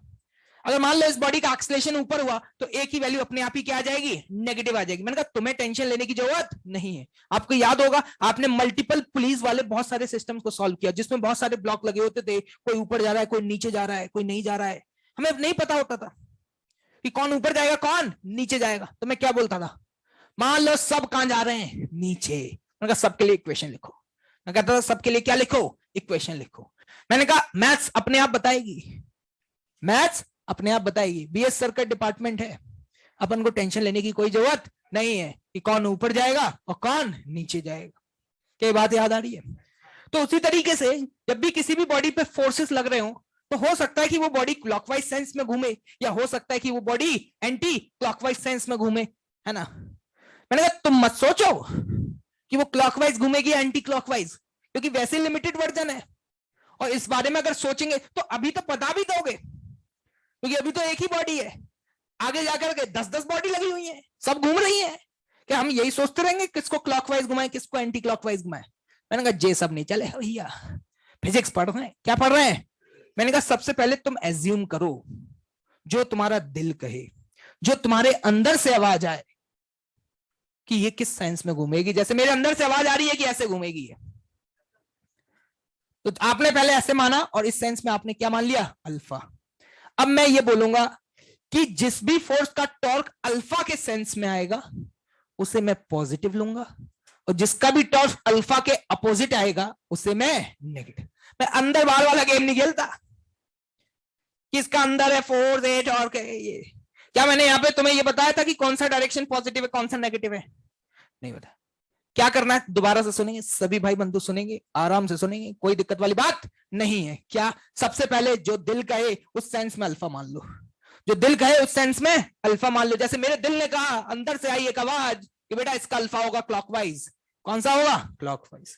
बस इसके बाद अल्फा के सेंस में जिसका टॉर्क आ रहा है उसको लेंगे पॉजिटिव, और उसके विपरीत सेंस में जिसका टॉर्क आ रहा है उसको लेंगे नेगेटिव। ठीक है भाई, देखिए टॉर्क लिखते हैं। मैंने कहा पॉइंट ओके, बट क्वेश्चन तो बहुत आसान है, वो एक ही लाइन में हो गया होगा, लेकिन जो समझा रहा हूं उसको समझो, क्योंकि आगे जाके फैल जाओगे। क्या कर जाओगे? फैल जाओगे, और फिर बटोरेगा कौन तुम्हें? ठीक है, ध्यान से देखिएगा भाई। ये 4 मीटर क्या 10 न्यूटन का टॉर्क क्या इस समय क्लॉकवाइज सेंस में आ रहा है? क्लॉकवाइज सेंस में आ रहा है, तो 10 × 4 पॉजिटिव लिखूं या नेगेटिव? पॉजिटिव। क्लियर है? अब आ जाते हैं इस पे। इसका टॉर्क क्लॉकवाइज या एंटी क्लॉकवाइज? क्या समझ में आ रहा है? इस पॉइंट के बॉडी ऐसे घुमाएगा, तो आपको समझ में आ रहा है ऐसे घुमाएगा, तो पॉजिटिव या नेगेटिव? नेगेटिव। कितना? 5 × 2। नहीं आया? अब आ जाते हैं इस पे। क्या ये क्लॉकवाइज या एंटी क्लॉकवाइज? तो प्लस या माइनस? माइनस। क्या लिखूंगा? माइनस के 5 × 4। क्या नेट टॉर्क निकाल लिया है? और ये नेट टॉर्क बराबर क्या लिखेंगे? I into alpha. I about the axis कितना है? 10 × अल्फा।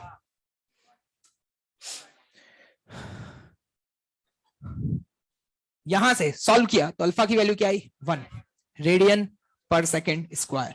पॉजिटिव आ रही है नेगेटिव आ रही है? पॉजिटिव। इसका मतलब ये हो गया कि मैंने जो सेंस माना है वो सही है गलत है? सही का मतलब ये है कि मैंने जो सेंस माना है अल्फा उसी डायरेक्शन में होगा, अल्फा उसी डायरेक्शन में होगा। मतलब ये कह सकते हैं इस बॉडी का एंगुलर एक्सेलरेशन जो है वो कौन से सेंस में होगा, क्लॉकवाइज या फिर भाई एंटी क्लॉकवाइज? क्या आज के बाद ऐसे सोचोगे कि क्लॉकवाइज तो अंदर है तो नेगेटिव और एंटी क्लॉकवाइज तो बाहर है तो पॉजिटिव? ये सब नहीं लगाएंगे, ये सब क्यों सोचेंगे? जो सबसे पहले क्या एज्यूम करोगे? कौन सी वाली आवाज बेटे?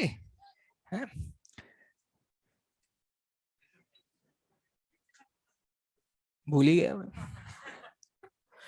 पूरी रात जगाऊं, पढ़ के आया अच्छे से कि भाई लोगों को पढ़ा पाऊं, है सोया नहीं हूं, नींद आ रही है अभी भी। मजे ले रहा हूँ। क्या ले रहा हूँ? मजे। 4 बजे तक तो पार्टी खत्म हुई, अब नींद गजब की आ रही भाई। 4 बज चुके थे, समय का पता नहीं चला, बात होती रही, माहौल बढ़िया रहा। 4 बजे, अब सोचा अगर सो गया तो उठ नहीं पाऊंगा अगर सो गया तो उठ पाऊंगा नहीं, क्योंकि सोऊंगा तो अब सीधे 12 बजे ही उठूंगा, है ना, और कोई उठाएगा लात मार के भी तो भी नहीं उठूंगा, ठीक है। तो मैंने कहा अब सोने का तो कोई मतलब है नहीं, अब कैसे भी करके सुबह तक जगना चाहिए। क्या करना चाहिए? सुबह। लेकिन अब भाई नींद इतनी तेज आ रही कि बार बार झटके लगने लग गए। मैंने कहा कुछ तो किया जाए, मैंने कहा कुछ तो किया जाए। मैंने जैसे ही बजे 4:30, कितने बजे? 4:30, मैंने कहा तलवंडी चलते हैं भाई, वहां खाएंगे पोहा, पियेंगे एक कप चाय, अपने आप नींद क्या होगी? उड़ जाएगी। फिर भाई आए 4:30-5 बजे के लगभग तलवंडी। कहाँ पे आए? तलवंडी। वहां पे भी चाय वाय पोहा वोहा खाया, न्यूज़पेपर पढ़ा, देश दुनिया में क्या चल रहा है वो जाना, टाइम पास किया। 6 बज गए भाई। क्या बज गए? 6 बजे आ रही भाई ऐसी नींद की, छोड़ यार, मैसेज डाल दो कि छुट्टी है आज की, या सीधे घर पे बैठ के LN+ पे क्लास ले लेंगे। किस पे ले लेंगे? कुछ भी हो जाए। मैंने कहा डुबकी मारते हैं चुपचाप। 6 बजे जाके नहा लिए। क्या कर लिए? नहाते नींद क्या हो गई? खत्म। क्या हो गई? खत्म। लेकिन अब ऐसी नींद आने वाली है कि अब जाके सोई निपट जाऊंगा, शाम को ही उठूंगा है ना भाई। जे बताओ तुम, जे सब तो चलता रहेगा, कोई दिक्कत वाली बात नहीं है। जे बताओ क्या क्लॉकवाइज तो नेगेटिव लो एंड, ये सब हो पाएगा क्या हमसे? कर पाएंगे क्या हम? सबसे पहले अल्फा का सेंस मानो, अल्फा के सेंस में जिसका टॉर्क आ रहा है उसको पॉजिटिव लिखेंगे, अल्फा के अपोजिट सेंस में जिसका टॉर्क आ रहा है उसको नेगेटिव लिखेंगे, और क्या आंसर निकाल पाएंगे। आज तो मैंने आपको इसका फंडामेंटल बताया है, लेकिन ये इक्वेशन इतनी इंपॉर्टेंट है कि कल इस पे भर भर के, बोरी भर के सवाल करेंगे। क्या करेंगे? बोरी भर के सवाल। कल क्लास कितने बजे है? कितने बजे है? मैंने सुना है कि होमवर्क करने में तुम बहुत एक्टिव हो, और कल मैं होमवर्क देके नहीं गया था, तो जल्दी से फटाफट होमवर्क लिख लीजिए भाई। ठीक है, अगली रेस कौन सी है? 50। तो रेस नंबर 55। क्या रेस नंबर 55 हो पाएगी? शीट ले आओ बेटा, कल निपटा देंगे, टेंशन मत लो। वैसे SCB में कोई ज्यादा डाउट थोड़ी आए होंगे। पहले 16 में से एक या दो ही क्वेश्चन में डाउट होगा, इस सब में आगे डाउट। पहले 16 में आज तक मैंने कभी 3 सवाल से ज्यादा नहीं बताए, तो 3 बताए जाएंगे। कितने बताए जाएंगे? 3। कल बता देंगे, अभी तो क्लास है इस रूम में तो चल रहे हैं अभी, नहीं तो बता के चले जाते अभी भी। ठीक है, मतलब दूसरी बैच की क्लास है, अपन तो निकल जाएंगे, दूसरे लोग तो आएंगे भाई, उन्हें भी तो क्लास लेने दो। क्या कर रहे हो मतलब?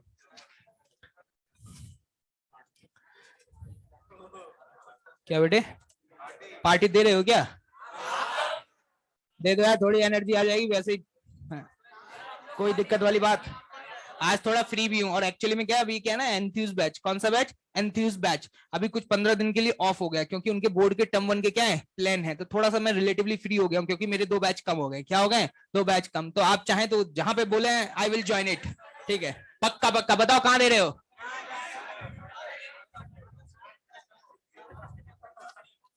ओवन में 14 से लेकर के, ओवन में 14 से लेकर के 19, ओवन में 14 से लेकर के 19,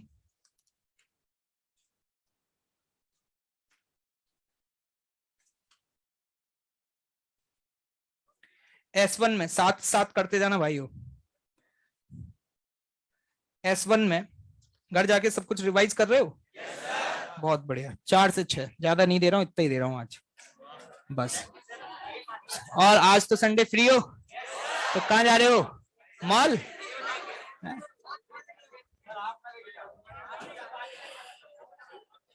SCB में कल डिस्कशन करेंगे भाई, ठीक है? कल आते ही डिस्कशन निपटा देंगे पहले, फिर पढ़ाई करेंगे उसके बाद।